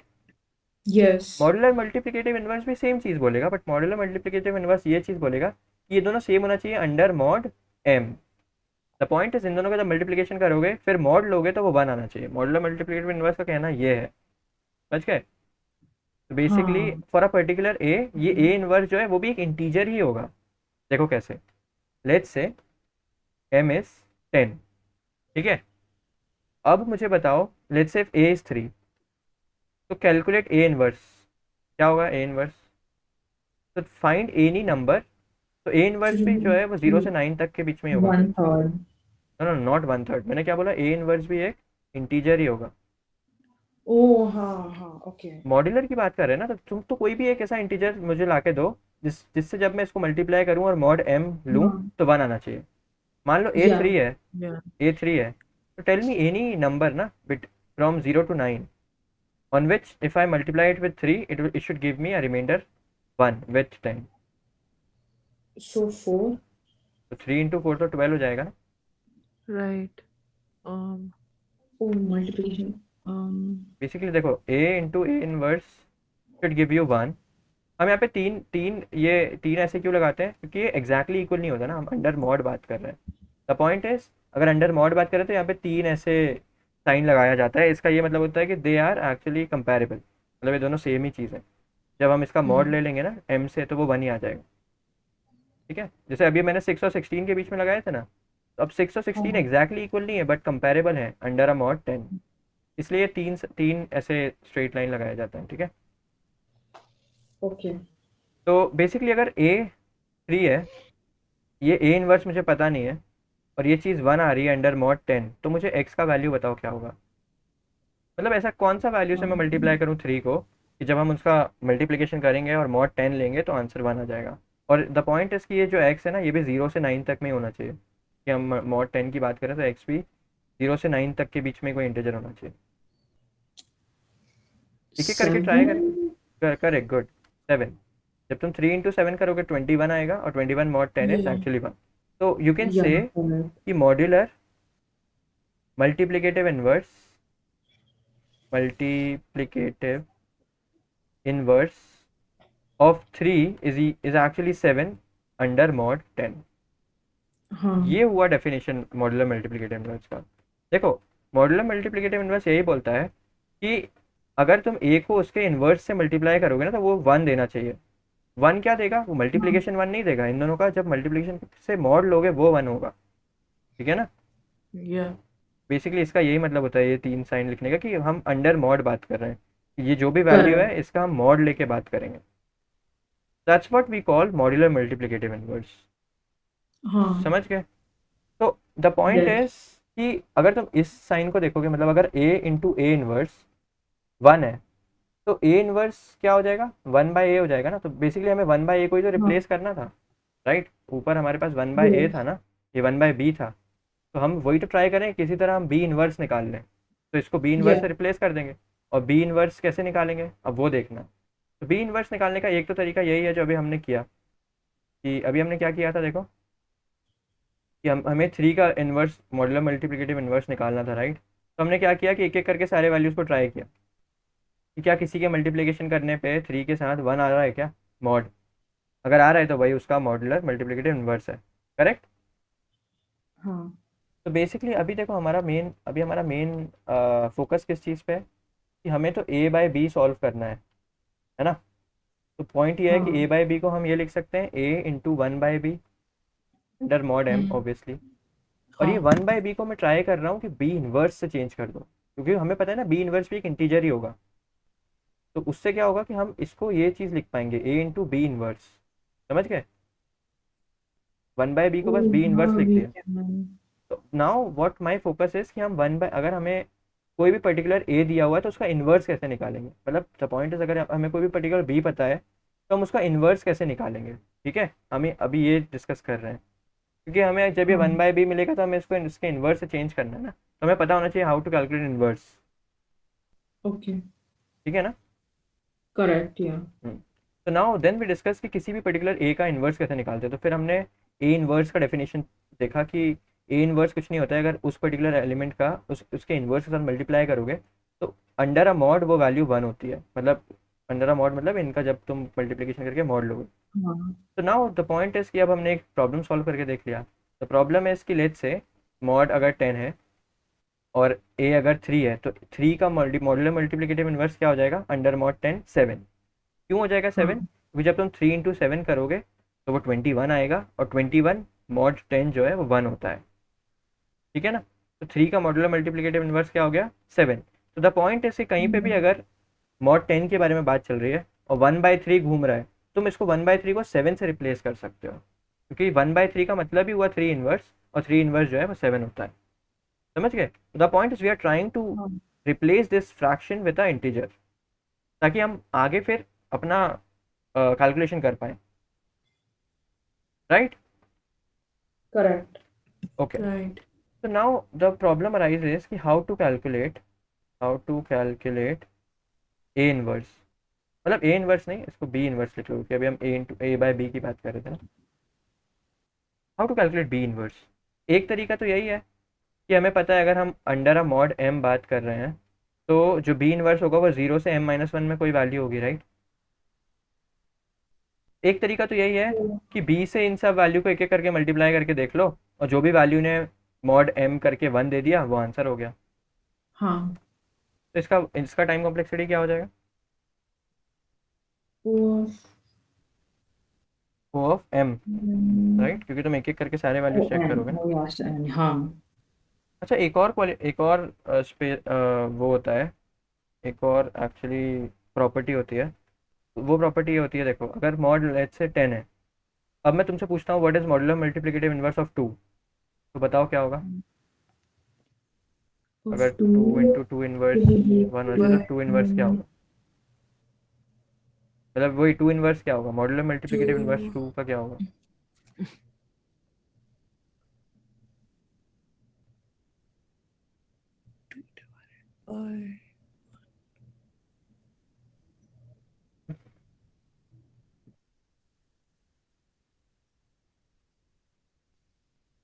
एक एक, अच्छा, एक एक करके सारे वैल्यूज को मल्टीप्लाई करके देखो तो क्या आ रहा है?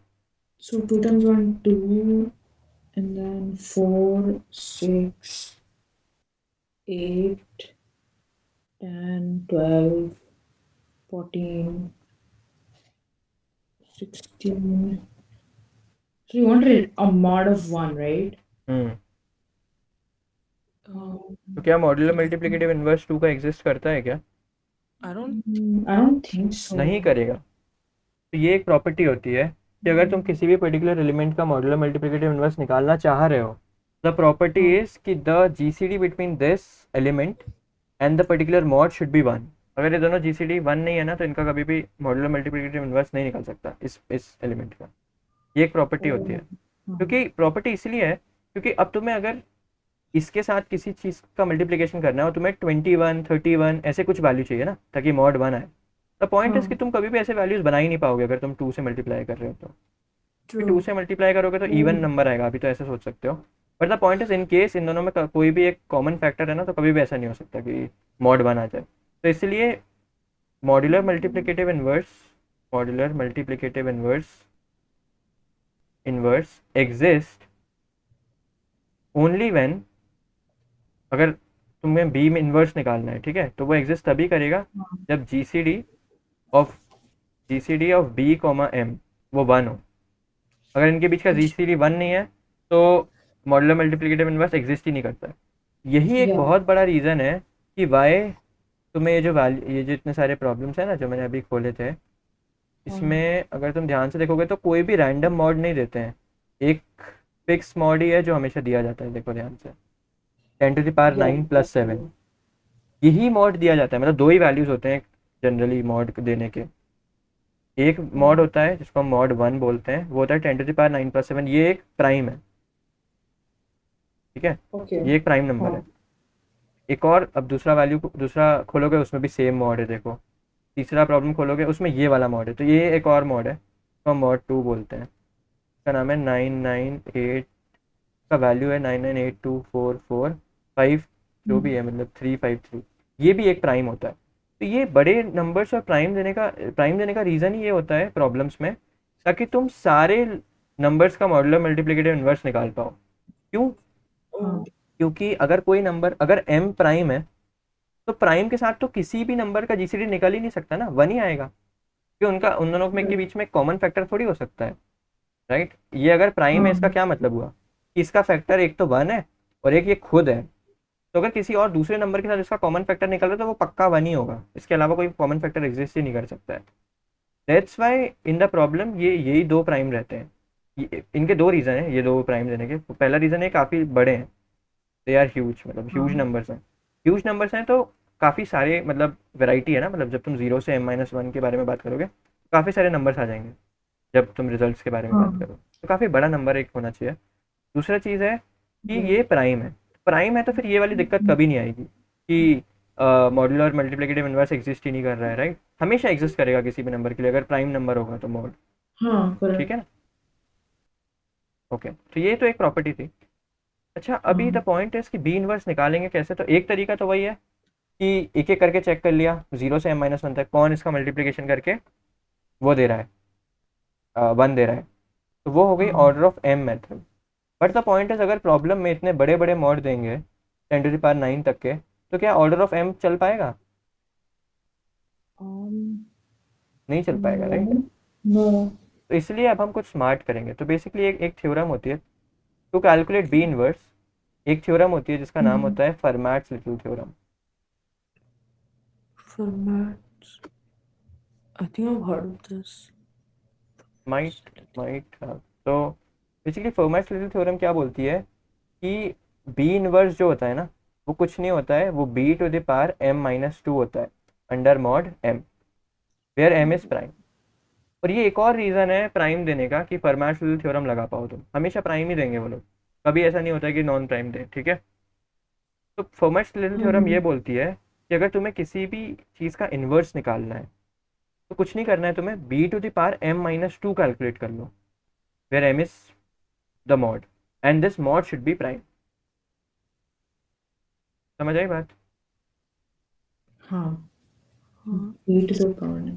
अब एक बात बताओ, हमने फॉर्मेट की बात तो सुन ली, हमने बोला चलो ठीक है, ये चीज़ हमने सुन ली, मतलब बेसिकली थ्योरम ये है, but Okay. Still calculating b to the power m-2, let's assume m is very big, 10 to the power 9 plus 7 ही है, still calculating b to the power 10 to the power 9 plus 7, जो ये m है, -2, तो 10 to the power 9 plus 5 हो गया ये, है ना? तो हाँ. b to the power 10 to the power 9 plus 5 ये बहुत बड़ा नंबर है ना, तो ये पावर कैसे निकालेंगे? ऑब्वियसली हमें इसको अंडर मॉड निकालना पड़ेगा, वो तो चलो ठीक है, बट स्टिल हमें इतनी बड़ी पावर निकालना है तो हमें A to the power B निकालना है, राइट? एक तरह से तो ऐसे सोचो कि हमें A to the power B calculate करना है, बेसिकली ए एक नंबर है और बी एक नंबर है। A to the power B calculate कैसे करते हैं हम? Let's say under a mod भी कैलकुलेट करना है, तो वो कैसे करोगे? कुछ नहीं करोगे, तुम ए को बी टाइम्स मल्टीप्लाई कर दोगे ना। A to the power B का क्या मतलब होता है? Oh, हाँ. A to the power B का क्या मतलब है? A into A into A into A, कितने times? B times. Two times. तो बेसिकली अगर कोई तुमसे बोलता है कि A to the power B निकाल के दो अंडर अ पर्टिकुलर मॉड, तो हम कुछ नहीं करेंगे, हमें पता है कि हम ए को, मतलब एक लूप चलाएंगे। देखो इसका कोड कैसे लिखेंगे क्विकली, तो A to the power B, A power B dot C P P. अगर कोई हमसे पूछता है कि given A and B find A to the power B, since A to the power B बहुत बड़ी वैल्यू होगी तो अंडर अ मॉड निकालो, कोई तुमसे यही बोलेगा, राइट? एग्जैक्ट वैल्यू तो मांगेगा नहीं। हाँ. तो बेसिकली अगर तुमने ए और बी ले लिया, अब तुम क्या बोलोगे? Let's run a loop B times, क्योंकि A to the power B का मतलब ही है कि A is multiplied B times, right? तो बी टाइम्स एक लूप रन करोगे और तुम बोलोगे कि प्रोडक्ट प्रोडक्ट में ए से मल्टीप्लाई करते जाओ और हर बार मॉड लेते जाओ, राइट? ऑब्वियसली तुम्हारा कुछ मॉड होगा, let's say constant mod is 1 9 plus 7. हाँ. That's how you'll write the code, right? Yes, correct. Okay. तो basically b to the power m-2 निकालना, जो फॉर्मेट ने बोला कि b to the power m-2 निकाल लेना, तो हमने बोला ठीक है, मतलब but still b to the power m-2 निकालना एक डिफिकल्ट टास्क है ना, कि b टू द पावर इतनी बड़ी पावर निकालना, इसका ये मतलब हुआ कि इतनी बड़ी पावर तक लूप चलाना, राइट? हाँ. अगर तुम a to the power b calculate कर रहे हो यूजिंग दिस, तो इसका कॉम्प्लेक्सिटी क्या हुआ? A to the power B, या फिर चलो इसको X to the power Y मान लो, ए बी से कंफ्यूज मत करो। अगर तुम x to the power Y निकाल रहे हो अंडर अ मॉड एम, तो what is the time complexity to calculate x to the power Y? That will be just O of ये देखो ना, N. यहाँ पे हाँ, O of N means O of B. हाँ. हाँ, ओ ऑफ बी, राइट? इसको अभी एक्स और वाई से रिप्लेस कर दो, कि हमने ए बी ऊपर यूज़ कर लिया था ना, तो एक्स वाई, और ये वाई है और ये एक्स है, तो what is the time complexity right now? O of Y. O of Y. Oh, और yeah. अगर तुम्हें ये इतना बड़ा वैल्यू निकालना है तो वाई तो बहुत बड़ा हो गया, तो ये Yeah, सेम ही चीज़ हो गई, really. राइट? कि हम इतना बड़ा पावर नहीं कर पाएंगे, मतलब इतना बड़ा हाँ. पावर कैसे निकाल पाएंगे, है ना? Um, तो ये चीज़ सॉल्व करने के लिए तो बेसिकली अब हमारी प्रॉब्लम क्या है कि हमें X to the power Y निकालना है क्विकली, राइट? correct. हमें X to the power Y निकालना है। अभी हमारे पास एक तरीका है जो कि ऑर्डर ऑफ वाई में काम करता है, पर लेट्स से इन केस हमारे पास एक और दूसरा एल्गोरिदम हो जो बहुत जल्दी फास्ट काम करता है, तो फिर हम X to the power Y निकाल पाएंगे जल्दी?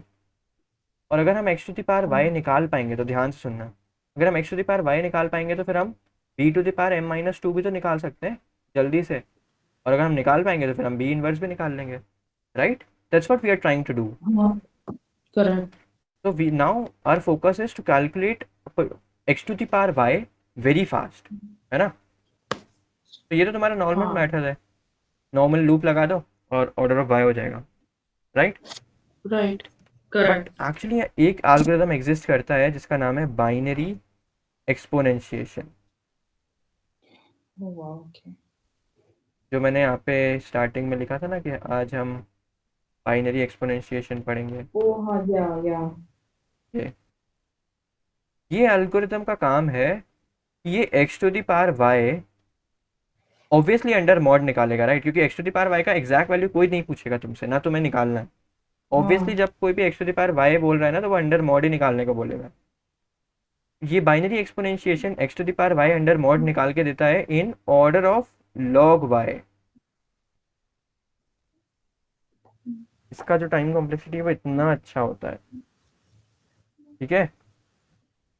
हाँ, so now we will discuss कि how this binary exponentiation things works, ठीक है? okay, So before discussing it, let's take a break of 2 minutes. तो इस okay. ब्रेक में पानी वानी पी लो और फिर जो हमने अभी तक हमने डिस्कस किया ना ये चीज़, इसको थोड़ा अच्छे से एनालाइज कर लो कि हम Okay. क्यों बाइनरी एक्सपोनेंशिएशन यूज़ कर रहे हैं. क्योंकि हमें B to the power M minus two निकालना है, and since this power is very huge we want a way to calculate this thing कि x to the power Y बहुत जल्दी निकल जाए. जो हमारा नॉर्मल वे है उससे तो ऑर्डर ऑफ वाई में निकलता है, बट अब हम बाइनरी एक्सपोनेंशिएशन सीखेंगे जिससे क्या होगा, हम ऑर्डर ऑफ लॉग वाई में x to the power Y निकाल पाएंगे. तो बेसिकली पहले ऑर्डर Okay. ऑफ वाई में निकाल रहे थे, अब ऑर्डर ऑफ लॉग वाई में निकालेंगे. तो अगर वाई बहुत बड़ा भी है, let's say 10 to the power 9 तक भी है, तो लॉग वाई कितना हो जाएगा, 9 आगे आएगा इंटू लॉग Now 10. then, तो 9 ये times of, yeah, 36 कुछ मूव्स आएंगे. इतने कम yeah. मूव्स में तुम इतना बड़ा पावर निकाल के बैठ जाओगे, राइट? Obviously under amount. तो वही हम डिस्कस करने वाले हैं आफ्टर 2 मिनट्स, ठीक है? कि हाउ बाइनरी एक्सपोनेंशिएशन वर्क्स. ठीक है, बाइनरी एक्सपोनेंशिएशन का काम एक बार जल्दी से मेरे को बताओ क्या होता है. To calculate x to the power Y Actual power 1. In order of log Y, Correct. Log y. Okay. ठीक है? तो ठीक है, let's take a break of 2 minutes.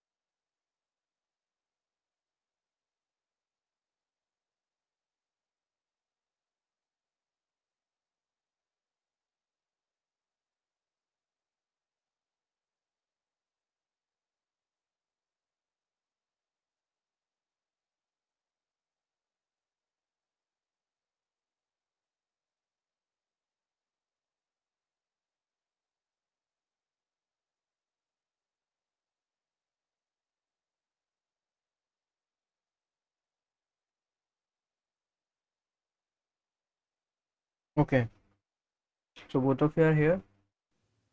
Yes. Yeah. तो अभी तक समझ आ रहा है ना हम लोग क्या कर रहे हैं, मतलब हम एक्स टू द पावर हाँ वाई तक कैसे पहुंचे, वो हम ये थ्योरम से हाँ पहुंचे, क्योंकि हमें बी इनवर्स yeah. निकालना था।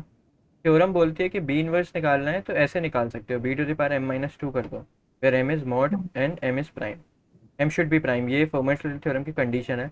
और इसी वजह से तुम्हें हमेशा एम जो दिया रहता है ना प्रॉम्प्ट्स में, वो प्राइम ही दिया रहता है। ठीक है ना, दो तरह Okay. के मॉड दिए होते हैं अलग अलग प्रॉम्प्ट्स में, तो हमेशा प्राइम ही दिए रहेंगे, उसमें ज़्यादा दिमाग नहीं लगाना।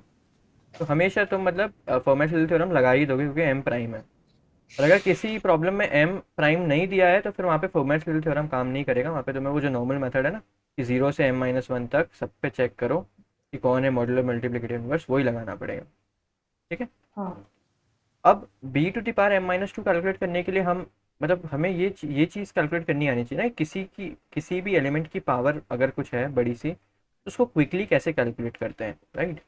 तो x to the power Y का नॉर्मल तरीका तो यही है कि एक लूप लगा दो वाई हाँ तक और एक्स को बार बार मल्टीप्लाई करते जाओ, तो ये ऑर्डर ऑफ वाई है। और अगर वाई बहुत बड़ा है तो ये नॉर्मल तरीका काम नहीं करेगा, हमें कुछ स्मार्ट करना पड़ेगा, और स्मार्ट है binary exponentiation algorithm. Binary exponentiation से तुम x to the power Y निकाल सकते हो in order of log y. ठीक है, ओके तो अब वो देखते हैं कैसे। अच्छा, बाइनरी एक्सपोनेंशिएशन पढ़ने से पहले एज द नेम सजेस्ट ये थोड़ा बाइनरी सिस्टम से रिलेटेड है। ठीक है, तो क्या हाँ तुम लोग को वो दोनों वीडियोस देख लिए थे ना तुमने कि बाइनरी yes सिस्टम कैसे yes काम करता है, हाँ एंड हाँ how we actually do this, decimal to binary कैसे करते हैं, हाँ है ना। हाँ वो हाँ ठीक है, अब देखो ध्यान से क्या होगा। मान लेते हैं कि मुझे एक्स टू द पावर 11 निकालना है। ठीक है, मतलब एक्स हाँ कुछ नंबर है, कुछ भी वैल्यू हो सकती है, बट पावर 11 है मान लो। ओके अब ये चीज़ निकालने से पहले एक ऑब्जर्वेशन पे ध्यान देते हैं। ऑब्जर्वेशन ये है कि लेट्स से तुम्हारे पास x है, okay can you calculate x square. The answer is yes, x को x से मल्टीप्लाई या कर देंगे और एक्स स्क्वायर आ हाँ जाएगा। तो अगर हम एक्स स्क्वायर एक ऑपरेशन में आ जाएगा, राइट, एक्स इंटू एक्स कर देंगे सर। हाँ if you have x square now after one operation, can you calculate x to the power 4। Same thing, अगर एक्स या स्क्वायर है तो एक्स स्क्वायर को इसी से मल्टीप्लाई कर देंगे तो एक्स टू द पावर 4 भी आ जाएगा। हाँ हाँ अगर तुम्हारे पास एक्स टू द पावर 4 आ गया तो क्या तुम x to the power 8 calculate कर लोगे, तो तुम बोलोगे हाँ कर लेंगे, एक्स टू द पावर 4 को एक्स टू द पावर 4 से मल्टीप्लाई कर दो, तीन ऑपरेशन में एक्स टू द पावर 8 आ जाएगा। Similarly x to the power 16 भी आ जाएगा, and similarly x to the power 32 भी आ जाएगा। ऑब्वियसली देखो, ऑब्वियसली हम एग्जैक्ट वैल्यू नहीं कैलकुलेट कर रहे हैं यहाँ पे, हम ये अंडर राइट मॉड ही या कैलकुलेट करेंगे। ठीक है, तो मैं ये बार बार नहीं बोलूँगा, ये अब अंडरस्टूड होना चाहिए कि जब हम ये इतने बड़े बड़े वैल्यूज़ के बारे में बात करें तो ऑब्वियसली हम एग्जैक्ट वैल्यूज़ नहीं कैलकुलेट कर रहे हैं, because we are not interested in calculating exact value, हमें तो सिर्फ मॉड से मतलब है। ओके क्योंकि करेक्ट क्योंकि हाँ ये जो फॉर्मेशनल थ्योरम है ना, ये अंडर मॉडेड है। अंडर मॉडेड है इसका ये मतलब है कि ये वैल्यू भी अंडर मॉड चल रही है, ये वैल्यू भी अंडर मॉड ही चल रही है। तो हम B to the power m-2 exact value को नहीं कैलकुलेट करना चाहते, हम इसका मॉड m जो रहेगा उस वैल्यू को कैलकुलेट करना चाहते हैं। तो यहाँ पे जब मैंने हाँ मॉड m साइड में लिख दिया ना, तो इसका मतलब ही है कि अंडर मॉड बात चल रही है। ठीक है, तो दोनों वैल्यूज अंडर मॉड m ही है, ठीक है ना। हाँ हाँ ओके, तो ये ऑब्जर्वेशन हमने देखा कि यार अगर हमारे पास x है तो एक्स स्क्वायर निकालना बहुत ईजी है, फिर अगर एक्स स्क्वायर निकल गया तो एक्स टू द पावर 4 निकालना बहुत ईजी है, फिर एक्स टू द पावर 8 भी निकाल लेंगे, फिर एक्स टू द पावर 16 भी निकाल लेंगे, एक्स टू द पावर 32 भी निकाल लेंगे। कहने का ये मतलब है कि फॉर अगर मैं इसको जनरलाइज करूँ तो एक्स टू द हाँ power p where p is power of 2, है ना। एज यू कैन सी 2, हाँ 4, 8, 16 ये सारे पावर्स ऑफ 2 ही तो हैं। ये 2 है, ये 2 टू द पावर 2 है, ये 2 टू द पावर 3 है ना, ये 2 टू द पावर 4 हाँ है, ये 2 टू द पावर 5 है, राइट। तो ये सारे क्या या हैं, पावर्स ऑफ 2 ही तो हैं। द पॉइंट इज, ऑब्जर्वेशन ये निकलता है कि we can calculate x to the power p where p is a power of 2 very easily, है ना। वेरी इजीली कैलकुलेट कर सकते हैं किसी पावर ऑफ 2 को, and very quickly as well, right. काफ़ी जल्दी कैलकुलेट हो रहे हैं, right. 2 to the power 4 calculate करना है तो 4 स्टेप्स में हो जाएगा। सिमिलरली अगर 2 या to the power k calculate करना है, मतलब x to the power 2 to the power k, तो वो k स्टेप्स में हो जाएगा। तो अगर मैं यहाँ पे हाँ n लिख दूंगा तो यहाँ पे क्या आ जाएगा, log n, है ना। हाँ यही तो होता था ना कि अगर n है पावर तो कितने कितने स्टेप्स लगेंगे उसको करने में, तो कितने पावर्स ऑफ 2 में वो बनेगा, log n पावर्स ऑफ 2 में बनेगा, राइट। वही तो हम हाँ। करते थे। अगर तुम्हें याद हो कि 2 की पावर के को n से इक्वेट करते थे, फिर यहाँ से k जो है वो log n आ जाता था, है ना। हम्म। Basically for a particular power of 2 where n is a power of 2, तो कितने नंबर ऑफ स्टेप्स में तुम निकाल लोगे, log n number of steps में निकाल लोगे, लॉग राइट। इन सब। हाँ। प्रोवाइडेड कि n जो है वो पावर ऑफ 2 होना चाहिए। बट क्वेश्चन में तो x की पावर y निकालना है हमें, राइट। क्वेश्चन में तो हाँ। हमें x to the power y निकालना है, और ये y नॉट हमेशा ज़रूरी थोड़ी है पावर ऑफ 2 रहेगा, तो कुछ भी हो सकता है, करेक्ट। राइट। तो ये ऑब्जर्वेशन क्लियर है ना कि अगर x to the power p निकालना है where p is a power of 2, तो ये काफ़ी इजीली तुम निकाल लोगे, करेक्ट। इसमें कुछ नहीं करना, तुम्हें एक लूप, हाँ। तुम्हें कुछ नहीं करना, एक लूप लगाना है, और एवरी टाइम तुम उस लूप में क्या करोगे, x इंटू एक्स करते रहोगे। तो पहले तो वैल्यू x ही रहेगी x में, फिर नेक्स्ट आइट्रेशन में x की वैल्यू एक्स स्क्वायर बन जाएगी, फिर तुम x square x into x हाँ। करोगे तो x square into x square हो जाएगा एक्चुअली, तो एक्स टू द पावर 4 बन जाएगा, राइट। फिर तुम्हारे अगर लेट्स से कैपिटल एक्स में एक्स टू द पावर 4 है, अब तुम x इंटू एक्स अगर लिखोगे और ये चीज़ x में ही डाल दोगे तो x में क्या आ जाएगा, एक्स टू द पावर 8 आ जाएगा ना, एक्स्ट्रा और 8। हाँ। राइट। तो बेसिकली इस चीज़ को कैलकुलेट या इंप्लीमेंट करना काफ़ी ईजी है, इजंट इट। अगर पावर ऑफ यस। 2 निकालना होता तो राइट। वेरी क्विकली निकाल लेते, राइट हम। बट हाँ। नाउ हमें तो एक जनरल केस के लिए निकालना है यार कि x to the power y क्या होगा। अब देखो ध्यान से, लेट्स से हम मुझे एक्स टू द पावर 11 निकालना है, obviously 11 is not a power of 2, right. Right. हाँ। मैंने अब ऐसा सोचा यार कि ठीक है, आई नो दिस कि x to the power power of 2 निकालना काफ़ी ईजी है, तो हाँ।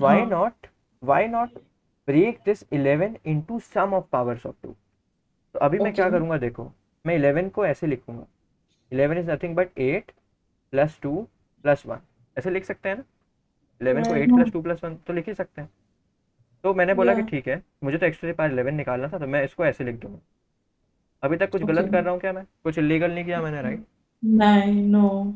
अब तुम ऐसे देखो कि ये जो पावर्स हैं अगर ये प्लस में है तो इनको जब तुम सेपरेट करोगे तो ये क्या हो जाएगा, मल्टीप्लाई हो जाएंगे। मल्टीप्लिकेशन। मैं इसको ऐसे भी लिख सकता हूँ, अभी तक भी कोई हाँ। इलीगल काम नहीं कर रहा हूँ, राइट मैं। No.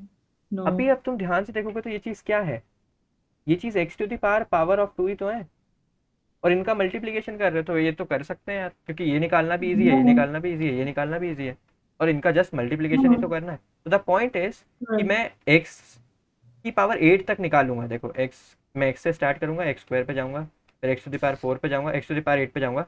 And the point is जब मैं एक्स पे आया तो मैंने आंसर में एक्स ले लिया, मतलब आंसर में मैंने एक्स को मल्टीप्लाई कर दिया। फिर जब मैं एक्स स्क्वायर पे आया तो मैंने आंसर में एक्स स्क्वायर से मल्टीप्लाई कर दिया। फिर जब मैं एक्स टू द पावर 4 पे आया मैंने इग्नोर किया। फिर जब मैं x to the power right. 8 पे आया तो फिर मैंने आंसर को एक्स टू द पावर 8 से मल्टीप्लाई कर दिया, तो मेरे पास आंसर में हाँ। ये का मल्टीप्लिकेशन हो जाएगा, और दैट्स व्हाट आई नीड। या करेक्ट। थोड़ी थोड़ी feel I binary exponentiation. Binary exponentiation में हम करते या। ही ये हैं कि हमें ये ऑब्जर्वेशन पता है ना, हमें ऑब्जर्वेशन क्या पता है कि x to the power p where p is a power of 2 निकालना काफ़ी ईजी है, राइट। या। तो हम या। वही चीज़ को से ध्यान लेके हम क्या करेंगे, कोई भी पावर है उसको पहले पावर्स ऑफ 2 में डिकम्पोज करेंगे। अब ओके। ये बताओ कि किसी पावर को, किसी भी नंबर को पावर्स ऑफ 2 में डिकम्पोज कैसे करेंगे। The answer is using its binary representation. अगर तुम 11 का बाइनरी रिप्रेजेंटेशन देखोगे, अभी ये 11 क्या है, बेस 10 में लिखा हुआ है, राइट। हाँ। अगर 11 को बेस 2 में लिखेंगे तो कैसे लिखेंगे, तो देखो उसको करने का आसान तरीका होता है, 11 को पहले 2 से मॉड लो। देखो देखो देखो मैं बताता हूँ। अगर तुम्हें 11 है और ये बेस 10 में है, मान लो तुम्हें इसकी डिजिट्स निकालना है, तो हमने लास्ट क्लास में डिस्कस किया था ना डिजिट्स कैसे निकालते हैं। हाँ। कैसे निकालते हैं, पहले मॉड 10 करते हैं, 1 आ जाता है, लास्ट डिजिट आ जाती है, राइट। फिर हम या। फिर हम क्या करते हैं, 10 से डिवाइड कर देते हैं, तो 1 हो जाता है, फिर मॉड 10 लेते हैं, फिर 1 ले लेते हैं। तो इसका मतलब क्या होता है कि जो डिजिट्स हैं वो रिवर्स ऑर्डर में आ जाती हैं, राइट। पहले ये लास्ट डिजिट आएगी, देखो देखो देखो, अभी तो 11 हाँ। सेम ही हो गया, तो इसलिए तुम ऐसे देखो, मान लो 1 2 3 4 होता, तो ये बेस 10 नंबर है। मान लो इसके डिजिट्स निकालने हैं मुझे, तो डिजिट्स कैसे निकाले थे हमने लास्ट क्लास में, मॉड 10 लिया, 4 आ गया, इसको 10 से डिवाइड कर दिया, 1 2 3 हो गया। फिर मॉड 10 किया, 3 आ गया। फिर 10 से डिवाइड किया, 12 आया। फिर मॉड 10 किया, 2 आया। फिर 10 से डिवाइड किया, 1 आया। फिर मॉड 10 किया, 1 आया, और फिर 0 आ जाएगा, तो रुक जाएंगे। बेसिकली देखोगे हाँ। ध्यान से तो 1 2 3 4 अगर नंबर है तो पहले 4 आएगा, फिर 3 आएगा, फिर 2 आएगा, फिर 1 आएगा। बेसिकली डिजिट्स जो है वो रिवर्स ऑर्डर में आएंगी ना। या तुम ऐसा बोल सकते हो कि द स्मॉलेस्ट प्लेस पे जो डिजिट है वो सबसे पहले आएगी, फिर ये आएगी, फिर ये आएगी, फिर ये आएगी, इजंट इट। हाँ। The same applies with power of, मतलब the same applies with binary system. अगर 11 है, तुम्हें इसको बाइनरी रिप्रेजेंटेशन में दिखना है, तुम कुछ नहीं करोगे, सेम चीज़ करोगे। यहाँ पे मॉड 10 ले रहे थे, बस यहाँ पे मॉड 2 ले लो। मॉड 2 लोगे क्या आएगा 11 मॉड 2। मॉड 2 लेना मतलब क्या, चेक करना वेदर इट इज इवन और ऑड, राइट। तो सिंस इट इज ऑड तो 1 आ जाएगा मॉड।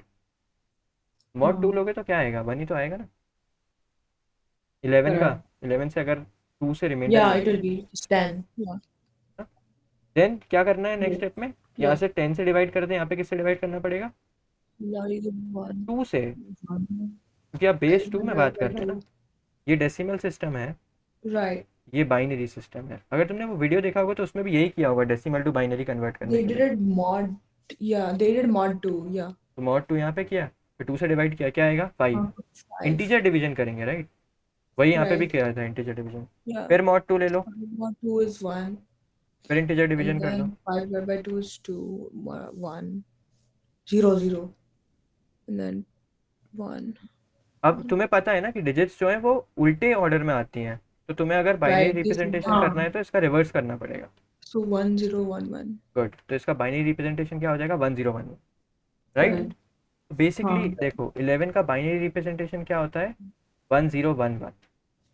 हाँ बाइनरी रिप्रेजेंटेशन का मतलब ही ये होता है, देखो that जैसे means that 1 means this guy is 2 to the power 0, this guy is 2 2 to to the the power power 1, 1 2 to the 2 power to the 2 power 2 to 2, the 2 power to the power 3 3।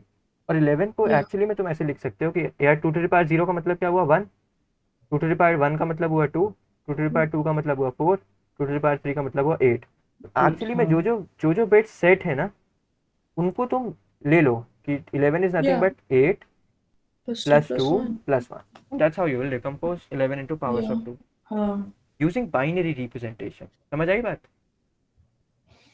yes yes तो completely basically yes binary exponentiation में हम कुछ करते नहीं है, हम जो y है ना जो कि पावर है, जो पावर है उसी का बाइनरी रिप्रेजेंटेशन निकालते हैं। और अगर वो बिट सेट है तो हमें पता है कि हमें x टू द पावर उतना लेना है अपने आंसर में, राइट। हाँ और हमें पता है ना कि x to yeah the power ये पावर्स ऑफ 2 निकालना काफ़ी इजी है, हाँ हाँ राइट। तो अब देखो ध्यान से बाइनरी एक्सपोनेंशिएशन काम कैसे करेगा। मैं क्या करूँगा, मुझे तो x टू द पावर 11 निकालना है, ठीक है।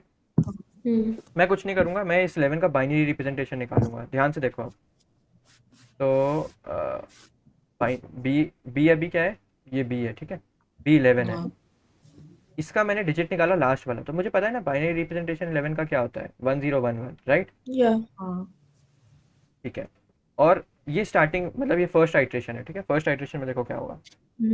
अब मैं yeah इस वाले डिजिट, ये वाले डिजिट को निकालूंगा कि भाई लास्ट डिजिट क्या है, ठीक है, क्योंकि लास्ट डिजिट ये डिसाइड करेगा ना whether you should include x to the power 2 to the power 0 और नॉट, है ना। ये 2 टू द पावर 0 है, ये 2 टू द पावर 1 है, ये 2 टू द पावर 2 है, ये 2 टू द पावर 3 है। पहला डिजिट अगर 1 है तो मुझे इंक्लूड करना चाहिए इस चीज़ को अपने आंसर में, right. x to the power 2 to the power 0 क्या होगा देखो, yeah ये चीज़ एक्चुअली 1 वैल्यू है, ये चीज़ 2 है, ये 4 है, ये 8 है, राइट। यही तो किया था ना 8 + 2 right + 1, है ना। हाँ तो अगर ये वाला बिट सेट है इसका मतलब है मुझे x को इंक्लूड करना चाहिए अपने आंसर में, राइट। सिमिलरली अगर yeah ये वाला बिट सेट है तो मुझे x टू द पावर 2 को इंक्लूड करना चाहिए अपने आंसर में, राइट। फिर ये वाला बिट 1 है तो मुझे x टू द पावर 8 को इंक्लूड करना चाहिए अपने आंसर में, यही तो मतलब हुआ, राइट। हाँ अब देखो मैं क्या right करूँ, ये मेरा b है, अब मेरा x जो है वो कैपिटल X लिख रहा हूँ मैं, ठीक है, और ये मेरे पास स्मॉल x है। बेसिकली मुझे x to the power y निकालना है, सॉरी हाँ, तो यहाँ पे y लिखते हैं ना, यहाँ पे y लिखते हैं, मुझे x to the power y निकालना है। लेकिन ये x और ये x अलग है, ये कैपिटल X है, ठीक है। एट स्टार्टिंग मेरा x क्या है, स्मॉल x ही है, ठीक है, हाँ एट स्टार्टिंग। अब देखो क्या करूँगा मैं, अब बेसिकली मैं इसको mod 2 करूँगा, तो mod 2 से क्या आ जाएगा, इस डिजिट का वैल्यू One. निकल जाएगा हाँ 1। Yeah. और सिंस ये 1 है तो मैं अपने आंसर में इसको इंक्लूड कर दूंगा, तो मैं बोलूँगा मेरा आंसर ये हो गया, Right. ठीक है। अब मैं नेक्स्ट आइट्रेशन पे जाऊँगा। So X basically is 1. Next iteration पे मैं क्या करूँगा, इसको सिंस मुझे तो इसका बाइनरी रिप्रेजेंटेशन निकालना है ना, तो इसको 2 से Yeah. डिवाइड कर दूंगा। Right. अब मेरा ये 5 हो गया, ठीक है, Huh. मेरा y 5 हो गया। अब मैं अगेन क्या करूँगा, mod 2 लूँगा, और अब Right. मैं ये वाले बिट की इन्फॉर्मेशन जानूंगा कि भाई ये वाला हाँ बिट क्या है, ये भी 1 आ गया। अब जब मैं नेक्स्ट आइट्रेशन पे आया ना तो मैं x को भी ये लिख दूंगा कि x is equal to x into x. उससे क्या होगा, x अभी x स्क्वायर बन जाएगा, राइट, हाँ. क्योंकि अब मुझे x स्क्वायर के बारे में डिसीजन लेना है ना, तो x की वैल्यू x स्क्वायर होनी चाहिए ना उसके लिए।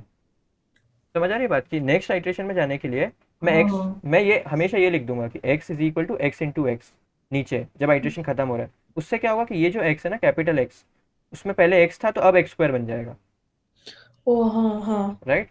अब ये चीज़ 1 है तो मुझे पता है कि मुझे ये चीज़ को भी अपने आंसर में लेना है, तो अब मेरा आंसर क्या हो जाएगा x to the power 1 into x to the power 2, क्योंकि मुझे मैं ये तो पहले से था, मैंने ये इंक्लूड कर दिया इसमें, तो ये चीज़ बन गई। आ रही है ना अभी तक बात समझ में? राइट या अब हम थर्ड आइट्रेशन पे जाएंगे। तो बेसिकली देखो, तुम ध्यान से देखो, हम कुछ नहीं कर रहे हैं, बाइनरी रिप्रेजेंटेशन ही निकाल रहे हैं y का, है ना। इसको डिवाइड बाय 2 करो, 2 आया, मॉड 2 लो, 0 आया। और इसको भी तुम्हें पता है कि x कैसे अपडेट हो रहा है, x इंटू एक्स से, तो पहले अगर x स्क्वायर था तो अब क्या बन चुका होगा, x टू द पावर 4 बन चुका होगा। Right and that's actually the same thing कि अगर 0 पे हो तुम, मतलब इस वाले बिट पे हो, तो तुम एक्चुअली डिसीजन ले रहे हो x टू द पावर 4 को इंक्लूड करना है कि नहीं। You should have x to the power 4 handy, right. That's why हम yes x to the power 4 रखे हुए हैं। अब सिंस ये 0 है, इसका ये मतलब x टू द पावर 4 को इंक्लूड नहीं करना है, तो अभी भी मेरा आंसर वही चीज़ है, समझ गए। अब मैं नेक्स्ट आइट्रेशन पे जा रहा हूँ, तो y क्या हो जाएगा, 1 हो जाएगा। अगेन मॉड 2 लेंगे, 1 आएगा, राइट और x क्या हो जाएगा, x टू द पावर 8। अब 1 है तो मुझे x टू द पावर 8 को इंक्लूड करना चाहिए, तो मैं इंक्लूड कर लूँगा। तो अब मेरा आंसर क्या बन जाएगा, times 2 times 8 एंड अब आगे मैं जाऊँगा, ये 0 हो जाएगा। I should terminate this process now. तो अब तुम ध्यान से देखोगे तो मेरे पास आंसर में वैल्यू आ जाएगी, and that's how binary exponentiation works. Oh तो बेसिकली बाइनरी एक्सपोनेंशिएशन में नंबर ऑफ स्टेप्स कितने हो रहे हैं, नंबर ऑफ स्टेप्स इतने होंगे जितने नंबर ऑफ आइट्रेशन होंगे, और नंबर ऑफ आइट्रेशन कितने होंगे जितने नंबर ऑफ बिट्स होंगे किसी नंबर में। अब तुम्हें ध्यान होगा तो हमने लास्ट लेक्चर में डिस्कस किया था कि फॉर अ पर्टिकुलर n कितने डिजिट्स होते हैं इसमें, बेस 10 के log 10, राइट। लॉकडाउन होता है हाँ तो अगर बेस 2 के बारे में बात करेंगे तो कितने होंगे, log 2 होंगे। लॉक जैसे 2 बेस 10 में है वैसे ही बेस 2 में भी होगा, बस बेस चेंज हो जाता है, बस दैट्स इट। राइट तो log n ही बिट्स होंगे किसी भी n में, ठीक है ना, इसके उसके बाइनरी रिप्रेजेंटेशन में। तो जितने बिट्स हैं उतने ऑपरेशन करोगे, that's why the time complexity of binary exponentiation is log of lock 2 and y, मतलब n मतलब यही y, या y समझ गए। हाँ that's how binary exponentiation works. तो एट लास्ट तुम्हें आंसर मिल जाएगा, which is nothing but x to the power y। Right तो इसको क्विकली कोड करें, अब कोड करेंगे तो और अच्छे से समझ में आएगा, ठीक है। या तो let's quickly code it, binary exponentiation dot cpp। तो अभी तुम एक काम करो, let's say given x y है ना, we need to calculate what is x to the power y। तो उसके लिए हम एक बाइनरी एक्सपोनेंशिएशन फंक्शन बना लेंगे जो कि x to the power y मुझे कैलकुलेट करके देगा under a particular mod m, right. Okay वो मॉड लिख लो, let's say we also have some mod, वो 1 ही 9 + 7 ही है, ठीक, जो कि या डिफ़ॉल्ट मॉड होता है प्रॉब्लम्स में, वो वही है। हाँ अब बाइनरी एक्सपोनेंशिएशन को हम वो करते हैं, इम्प्लीमेंट करते हैं। तो this function should return a integer binary expo int x int y, ठीक है, obviously int mod as well. अब मुझे क्या करना है, देखो मुझे एक प्रोसेस करनी है। सबसे पहले तो मैं वो कोड लिखता हूँ कि y का बाइनरी रिप्रेजेंटेशन जनरेट कैसे करते हैं, है ना, पहले वो कोड लिखते हैं। तो वो कोड कुछ नहीं या लिखना है, वो हम क्या करेंगे, while y is greater than 0, है ना, हमें क्या करना है, y जो जो एक्चुअली में Divide. बिट है वो क्या हो जाएगा, y mod 2 हो जाएगा, राइट। या जो भी बिट वैल्यू है वो क्या हो गया, y mod 2 हो गया। और फिर तुम्हें कुछ नहीं करना है, y को 2 से डिवाइड कर देना है। dividing by 2 या अब हमें साथ ही साथ और चीज़ें करनी है, क्योंकि हमें तो कैलकुलेट करना है ना रिजल्ट। तो अब हम एक no प्रोडक्ट बना लेंगे ऊपर, 1 से इनिशियलाइज। अब हम क्या बोलेंगे, देखो हमारा x भी है, राइट, x। अब हमें पता है कि जब हम नेक्स्ट आइट्रेशन पे जा रहे हैं तो y से 2 से डिवाइड हो रहा है, और x में क्या अपडेट हो रहा है, x जो है वो x इंटू एक्स बन जा रहा है, राइट। क्योंकि अगर तुम अभी x पे हो तो नेक्स्ट आइट्रेशन में तुमको x स्क्वायर पे जाना है, फिर x टू द पावर 4 पे जाना है, फिर x टू द पावर 8 पे जाना है। तो वो हम लिख देंगे यहाँ पे, x will become x into x, correct. correct अब हमें क्या करना है, अब हमें डिसीजन लेना है ना whether to include this x in my answer और नॉट। तो वो कब करना है, जब ये बिट्स 1 है, right. yeah if bit is 1, then we need to include this x into our answer, yeah correct.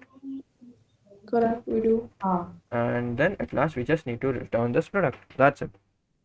समझ आई। तो बेसिकली फर्स्ट आइट्रेशन में x तुम्हारा x ही रहेगा, फिर तुम बिट निकालोगे, लास्ट बिट निकालोगे नंबर की, टिक करोगे क्या हमें लेना चाहिए x को, अगर लेना चाहिए, अगर ये बिट 1 है तो तुम ले लोगे इसको आंसर में, देखो यहाँ पे।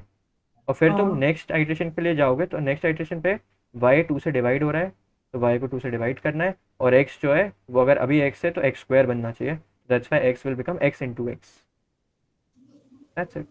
अभी the point is since we want to calculate it under mod, तो इसलिए अब हम मॉडुलर अरिथमेटिक लगा देंगे। तो मॉडुलर अरिथमेटिक क्या होता है कि जहाँ पे भी मल्टीप्लाई कर रहे हो वहाँ पे हर टाइम मॉड से करो, हर टाइम मॉड लो, दैट्स इट, है ना। हाँ तो ऐसे करके हमने मॉडुलर अरिथमेटिक भी लगा दिया, क्योंकि वरना ये रिजल्ट ओवरफ्लो कर जाएंगे ना। एक्स इंटू एक्स, या एक्स टू द पावर 32 थोड़ी निकालते बैठोगे तुम एग्जैक्ट वैल्यू, तुम उसको अंडर मॉड निकालो, राइट। तो मॉडुलर अरिथमेटिक लगाओ यहाँ पे, समझ गए। हाँ that's the code yes for binary exponential. इसको रन करके भी देख सकते हैं आराम से।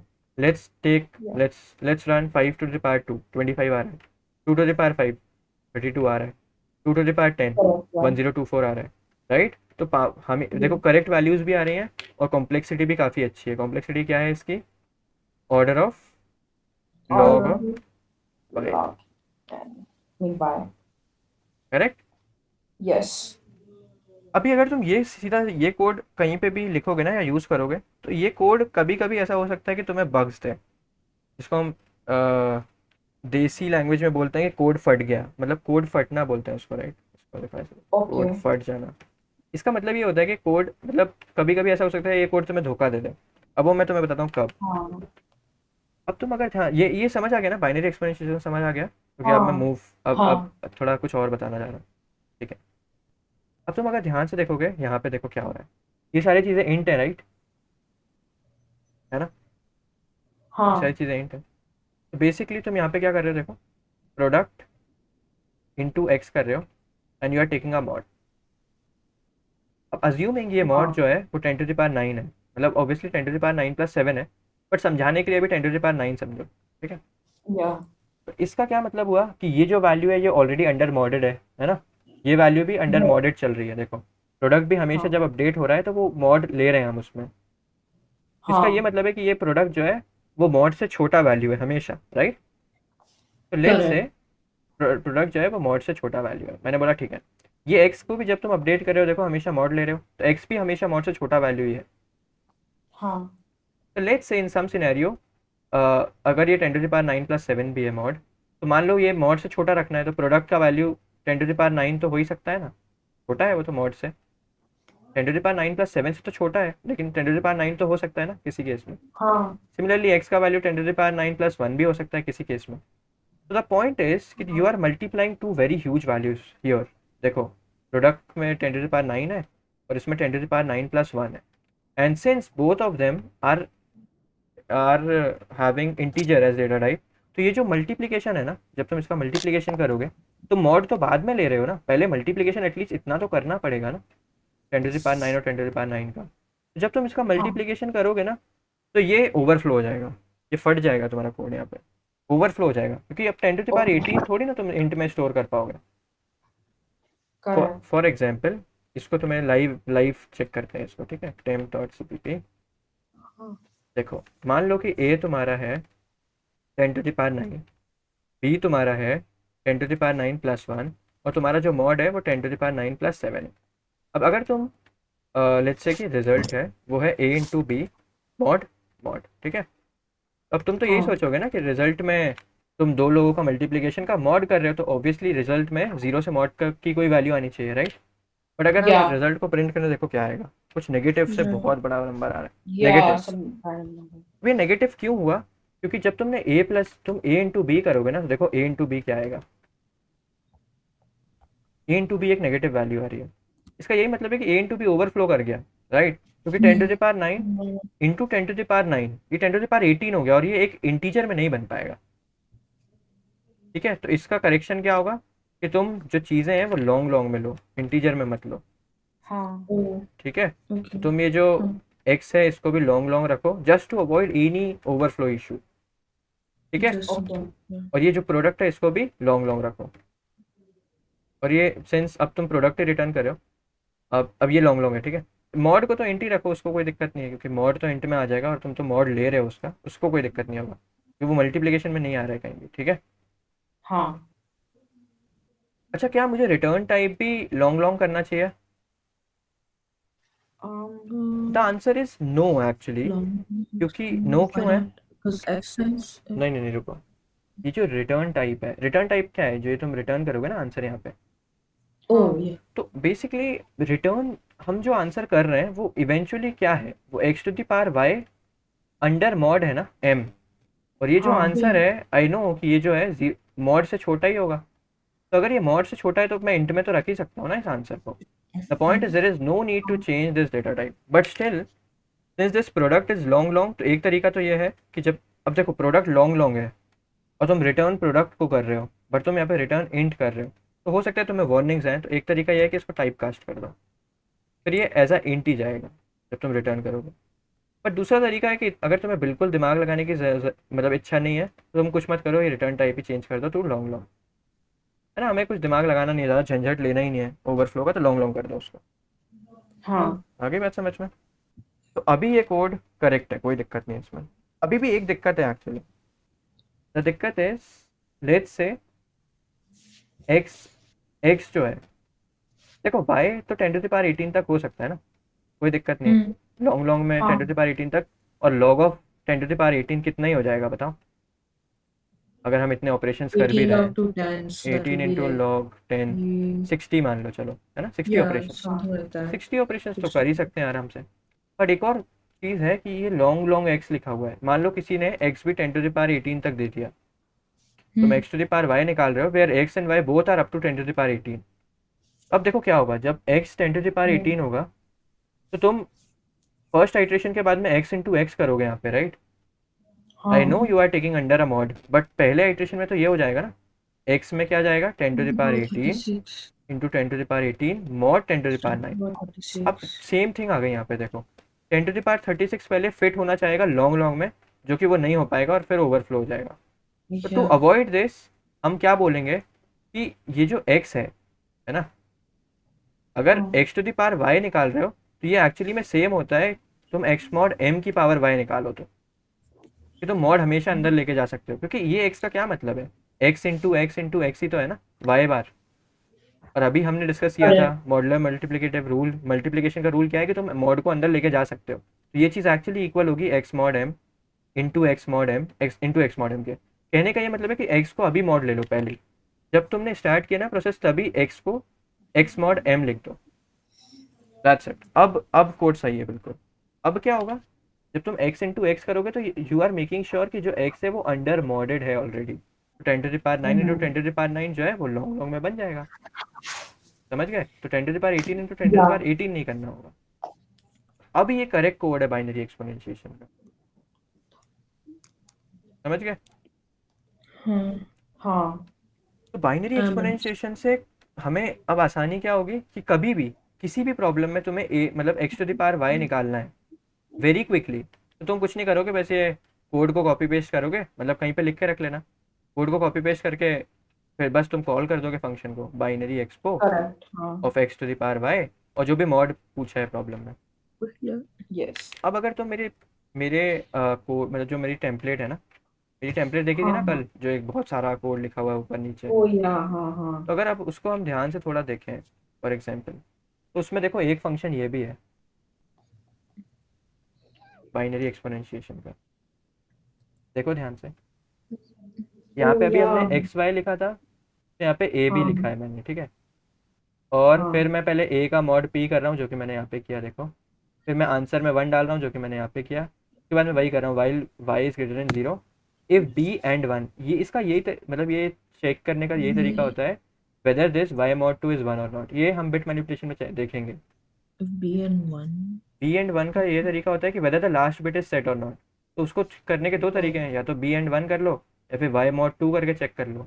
Yeah. तो वही हमने किया। अगर बी एंड 1 ट्रू है तो हमने आंसर को अपडेट किया, जो कि हमने यहाँ पे किया था, और फिर हमने ए में ए इंटू ए डाल दिया, और बी में डिवाइड बाई 2 कर दिया। इसको भी ये कर ऐसे भी लिख सकते हैं, डिवाइड बाई 2 को। ये बिट्स बिट्स मतलब मैनिपुलेशन कर रहे हैं, तो वो हम बिट्स मैनिपुलेशन में सीखेंगे कि ये सब सिंबल्स का मतलब क्या होता है, ठीक है? Yeah. और दैट्स द सेम थिंग। अब तुम ध्यान से देखोगे तो मैंने यहाँ पे इंट लिख रखा है, बट मैंने अभी तुम्हें एडवाइस किया कि you should write long long. ऐसा क्यों? ऐसा इसलिए कि मेरी टेम्पलेट में एक और चीज़ है जो कि ये है। Oh, oh, हाँ. इसका क्या मतलब हुआ? इसका ये मतलब हुआ कि जहाँ जहाँ भी मेरे कोड में इंट लिखा हुआ है ना, तो वहाँ वहाँ ये ऑटोमेटिकली लॉन्ग लॉन्ग से रिप्लेस कर देगा। Huh? हाँ, Oh. इस लाइन का यही मतलब हुआ। Hash define int as long long ने But कंपाइलर को यही बता दिया कि देखो इसने जहाँ जहाँ पे भी इंट लिख रखा है ना, उसको लॉन्ग लॉन्ग से रिप्लेस कर देना। but you can't like put int and then convert it to another. No I mean इस लाइन का ये मतलब होता है कि जो भी यहाँ पे लिखा हुआ है ना, मतलब जो अगर किसी भी मतलब पूरे कोड में कंपाइलर को जहाँ पे भी इंट दिखेगा वो कुछ नहीं करेगा, उसकी जगह पे लॉन्ग लॉन्ग लिख देगा, मतलब लिख देगा, समझ रहे हो? कंपाइलर यहाँ पे जाके लॉन्ग लॉन्ग Oh, इंट हाँ. इंट की जगह पे लॉन्ग लॉन्ग जाके लिख देगा, समझ रहे हो ना? Yeah. उसके बाद Yeah. कोड रन होगा, समझ गए? तो that's why I don't need to take care of long long, क्योंकि मैंने ऑलरेडी ऊपर एक लाइन लिख रखी है कि यार मैं जहाँ पे भी इंट लिखूँ ना वहाँ पे लॉन्ग लॉन्ग से चेंज कर देना। उससे क्या होगा कि मुझे कभी भी ओवरफ्लो इशू नहीं आता है, समझ गए? Oh, हाँ. that makes sense. अब ये करने से एक एक मतलब डिसएडवांटेज ये है कि थोड़ा प्रोसेस स्लो हो जाता है, क्योंकि मैंने तुम्हें कल भी बताया था ना, एक एग्जांपल में हमारे साथ ऐसा हुआ था कि जब हमने वेक्टर ऑफ वूल बनाया था और जब हमने Oh, हाँ. वेक्टर ऑफ इंट बनाया था, तो जब इंट बना रहे थे तो टीएलई आ रहा था, वूल बनाए थे तो चल गया था।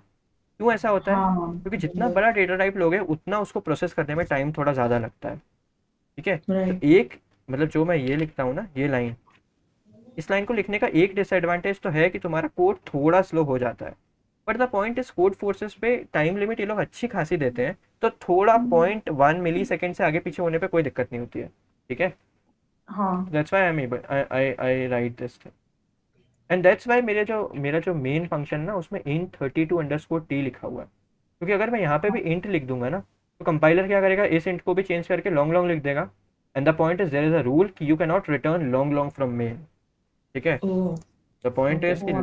हाँ, हाँ. जैसे अगर यहाँ पे देखो, अगर मैं यहाँ पे लॉन्ग लॉन्ग लिख दूँ ना, तो फिर मेरे को कंपाइलेशन एरर आएंगे, हाँ.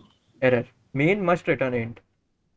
इसलिए Okay. Just to avoid this हम इंट का एक दूसरा, you can say brother, int का एक दूसरा काइंड ऑफ डेटा टाइप डालते हैं जिसका मतलब इंट ही होता है, तो उसको int हाँ. 32_t बोलते हैं। तो मैं वो लिखता हूँ ताकि कंपाइलर इसको चेंज ना करे, तो मेरा main Right. Still my men will still return a int, ठीक है? Okay. ये है Right. मेरे कोड का मतलब। तो that's why now now is the point कि you can also start making your template. जैसे मैंने बाइनरी एक्सपोनेंशियल का फंक्शन लिख रखा है जो कि डिफॉल्ट है, मैं हर कोड के साथ भेजता हूँ, तुम लोग भी एक फंक्शन ऊपर लिख के रख सकते हो, जस्ट टू मेक श्योर कि किसी प्रॉब्लम में अगर पावर आ गया यूज़ करना, तो directly instead of implementing it from scratch हम डायरेक्ट पावर को कॉल कर देंगे, राइट, नीचे। Right. हाँ. बट एटलीस्ट मेक श्योर कि तुम 2-3 बार इसको खुद से इम्प्लीमेंट करके देखो, ताकि तुम्हें समझ तो आए अंदर से काम कैसे करता है, हाँ. राइट? Correct. Okay cool. तो बाइनरी एक्सपोनेंशिएशन अभी क्लियर है? Yes.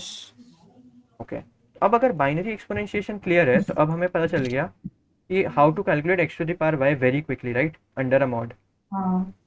तो क्या अब हम b इनवर्स निकाल सकते हैं? द आंसर इज यस, क्योंकि b इनवर्स क्या था, b to the power m-2 था, है ना? हाँ.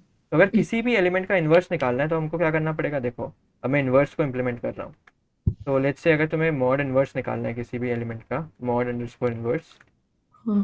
और लेट्स से तुम्हें किसी भी b का निकालना है अंडर अ पर्टिकुलर मॉड, तुम क्या बोलोगे कि b इनवर्स क्या होता है? b to the power m-2, तो बस ऊपर वाला फंक्शन कॉल कर देंगे बाइनरी एक्सपोनेंशिएशन का, हम बोलेंगे return binary expo b to the power m-2 under mod m, that's it, समझे?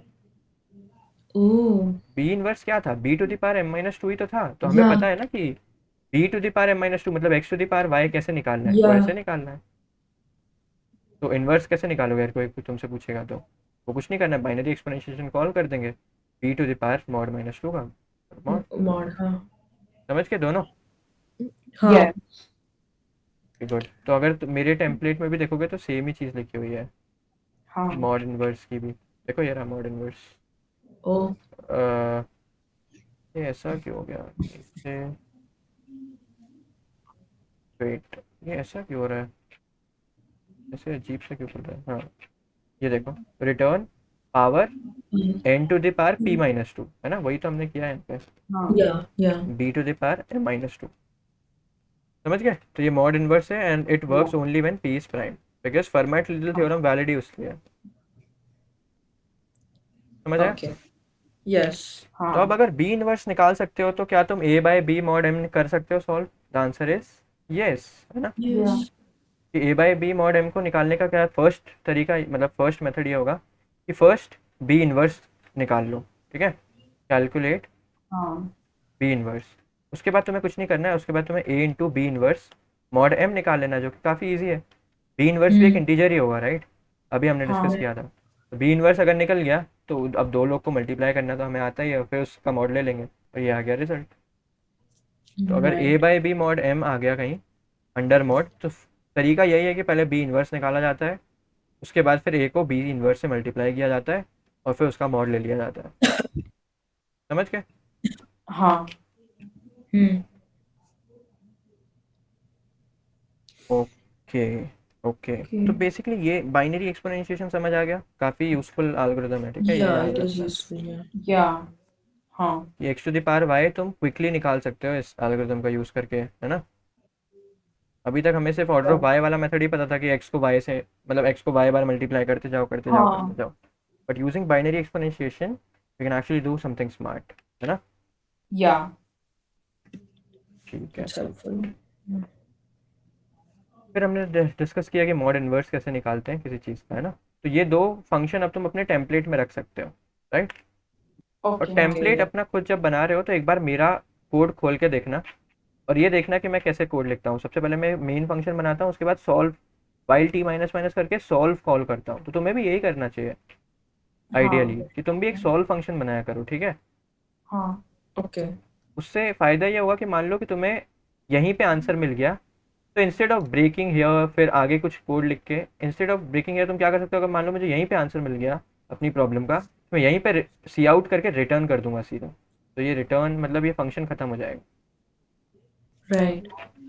ठीक है? That's why you should always right, मतलब जब भी कोड फोर्सेस पे सबमिट करो एटलीस्ट, देखो लीड कोड पे जब हम सबमिट करते हैं तो ऑब्वियसली उनका फंक्शन कंप्लीट करना पड़ता है, Yeah. बट जब कोड फोर्सेस पे सबमिट करो तो यू शुड फॉलो दिस। खुद का एक मेन Okay. फंक्शन लिखो, उसके अंदर टेस्ट केसेस लो, इनपुट लो, फिर वाइल टी माइनस माइनस लिखो, सॉल्व फंक्शन कॉल करो उतनी बार और फिर सॉल्व फंक्शन में अपना प्रॉब्लम को सॉल्व करो, Okay. Yeah. ठीक है? Hmm. ठीक है। तो अभी तक हमने काफ़ी सारी चीज़ें डिस्कस कर ली हैं, मतलब अभी तक हमने मॉड्यूलर अरिथमेटिक डिस्कस कर लिया है, राइट? तो ये रूल्स ऑफ Right. डिवीजन भी कंप्लीट हो गया। रूल ऑफ डिवीजन यही है Yeah. कि ए बाय बी मॉड एम निकालना है तो पहले बी इनवर्स को निकालो, उसके बाद ए को बी इनवर्स के साथ मल्टीप्लिकेशन कर दो। ये पता है ये जो ए बाय बी है कहाँ काम आएगा? जब तुम एनसीआर वगैरह निकाल रहे होगे, जब तुम्हें Yeah. एनसीआर निकालना है, एनसीआर का फॉर्मूला बताओ क्या होता है? एनसीआर तुमने कॉम्बिनेट्रिक्स में पढ़ा होगा, n factorial divided by N r factorial factorial. over r times n minus r, something like. Yeah. हाँ यही होता है। तो इसमें देखो ए बाय बी का फॉर्म है ना, ये ए बाय बी, Yeah. तो ये सॉल्व करने के लिए, ये निकालने के लिए ये चीज़ काम आएगी। तो अब हम इसी पे मूव कर रहे हैं, एक्चुअली कॉम्बिनेट्रिक्स भी थोड़ा पढ़ने जा रहे हैं। तो अभी तक हमने ये चीज़ कवर की, ये चीज़ कवर की, अब हम ये चीज़ कवर करने जा रहे हैं, ठीक है? Okay. तो बेसिकली देखो मॉड्यूलर अरिथमेटिक पे डायरेक्ट कोई क्वेश्चन नहीं बनेगा, मॉड्यूलर अरिथमेटिक ऑलवेज यूज होगा क्वेश्चन करने में, ठीक है? मॉड्यूलर अरिथमेटिक क्या होता है? मॉड्यूलर अरिथमेटिक कुछ नहीं होता है कि जब भी तुम मल्टीप्लिकेशन कर रहे हो ना, या एडिशन कर रहे हो, सब्ट्रैक्शन कर रहे हो, कुछ भी कर रहे हो, मॉड लेते जाओ बार बार। मॉड्यूलर अरिथमेटिक यही बोलता है बस, समझ गए? Yeah. तो ये एज अ टूल बस प्रॉब्लम में यूज होगा। लेट्स से कोई कॉम्बिनेट्रिक्स वाले प्रॉब्लम्स तुम करोगे, तो Yeah. सिंस कॉम्बिनेट्रिक्स वाले प्रॉब्लम्स में यही सब चलता है ना, एनसीआर एनपीआर, तो उसमें तुम्हें n factorial by r Yeah. Factorial Yeah. बड़े बड़े वैल्यूज को वो करना पड़ता है, मैनिपुलेट करना पड़ता है, उसमें मॉड्यूलर अरिथमेटिक काम आएगा। कि जब हम एन फैक्टोरियल निकाल रहे होंगे तो हमें पूरा एग्जैक्ट वैल्यू थोड़ी चाहिए, हमें एन फैक्टोरियल मॉड एम चाहिए होगा, राइट? तो वहाँ पे ये चीज़ें काम आएंगी कि तुम बार बार मॉड ले रहे हो, है ना, ताकि तुम्हारा ओवरफ्लो भी ना हो और तुम्हारा मतलब निकल भी जाए, आंसर भी निकल जाए, हाँ, ठीक है ना? बराबर। हाँ. ठीक है। अब हम थोड़ा सा कॉम्बिनेट्रिक्स पे चलते हैं। तो कॉम्बिनेट्रिक्स पे जाने से पहले अगेन द सेम थिंग, हम कॉम्बिनेटोरिक्स पे जाने से पहले अगेन 2 मिनट्स का ब्रेक लेते हैं, ठीक है? ठीक है, हाँ. And then will start combinatorics. मतलब Yeah. ज़्यादा मैं बस ब्रीफली टच करूँगा, क्योंकि कॉम्बिनेट्रिक्स जो है वो एक्चुअली में अगर पढ़ना है तो उसके लिए मैं रिसोर्सेज सजेस्ट करूँगा, क्योंकि वो तो जो 12th क्लास में पढ़ा था ना वही सब काम आता है, कैसे काउंटिंग करते Okay. हैं हम, हाँ right? Counting basically what is the हाँ बेसिक प्रिंसिपल्स ऑफ काउंटिंग, फिर कॉम्बिनेशंस क्या हाँ होते हैं, परम्यूटेशंस क्या होते हैं, है ना? इसमें हाँ एनसीआर लगता है, इसमें एनपीआर लगता है, वो सारी चीज़ें 12th क्लास की हैं। Yeah. तो वो मैथ्स क्लास बन जाएगा फिर अगर मैं पढ़ाने लगूंगा तो Yeah, no, obviously, we know. Yeah, we know है some ना? of it. So so yeah. Basically उसके लिए मैं तुम्हें रिसोर्सेज सजेस्ट कर दूंगा, तो वही 12th क्लास के वीडियोस के, और फिर वो तुम Huh. देख सकते हो एक बार 2x पे, ताकि तुम्हारे कॉन्सेप्ट्स एक बार रिवाइज हो जाए, राइट? Yeah. ओके, तो कॉम्बिनेट्रिक्स को इम्प्लीमेंट कैसे करते हैं कोड में वो अभी हम डिस्कस करने वाले हैं, ठीक है? Okay. ठीक है, लेट्स टेक 2 मिनट्स ब्रेक, तब तक थोड़ा पानी वानी पीते हैं, उसके बाद लेट्स Okay. मीट।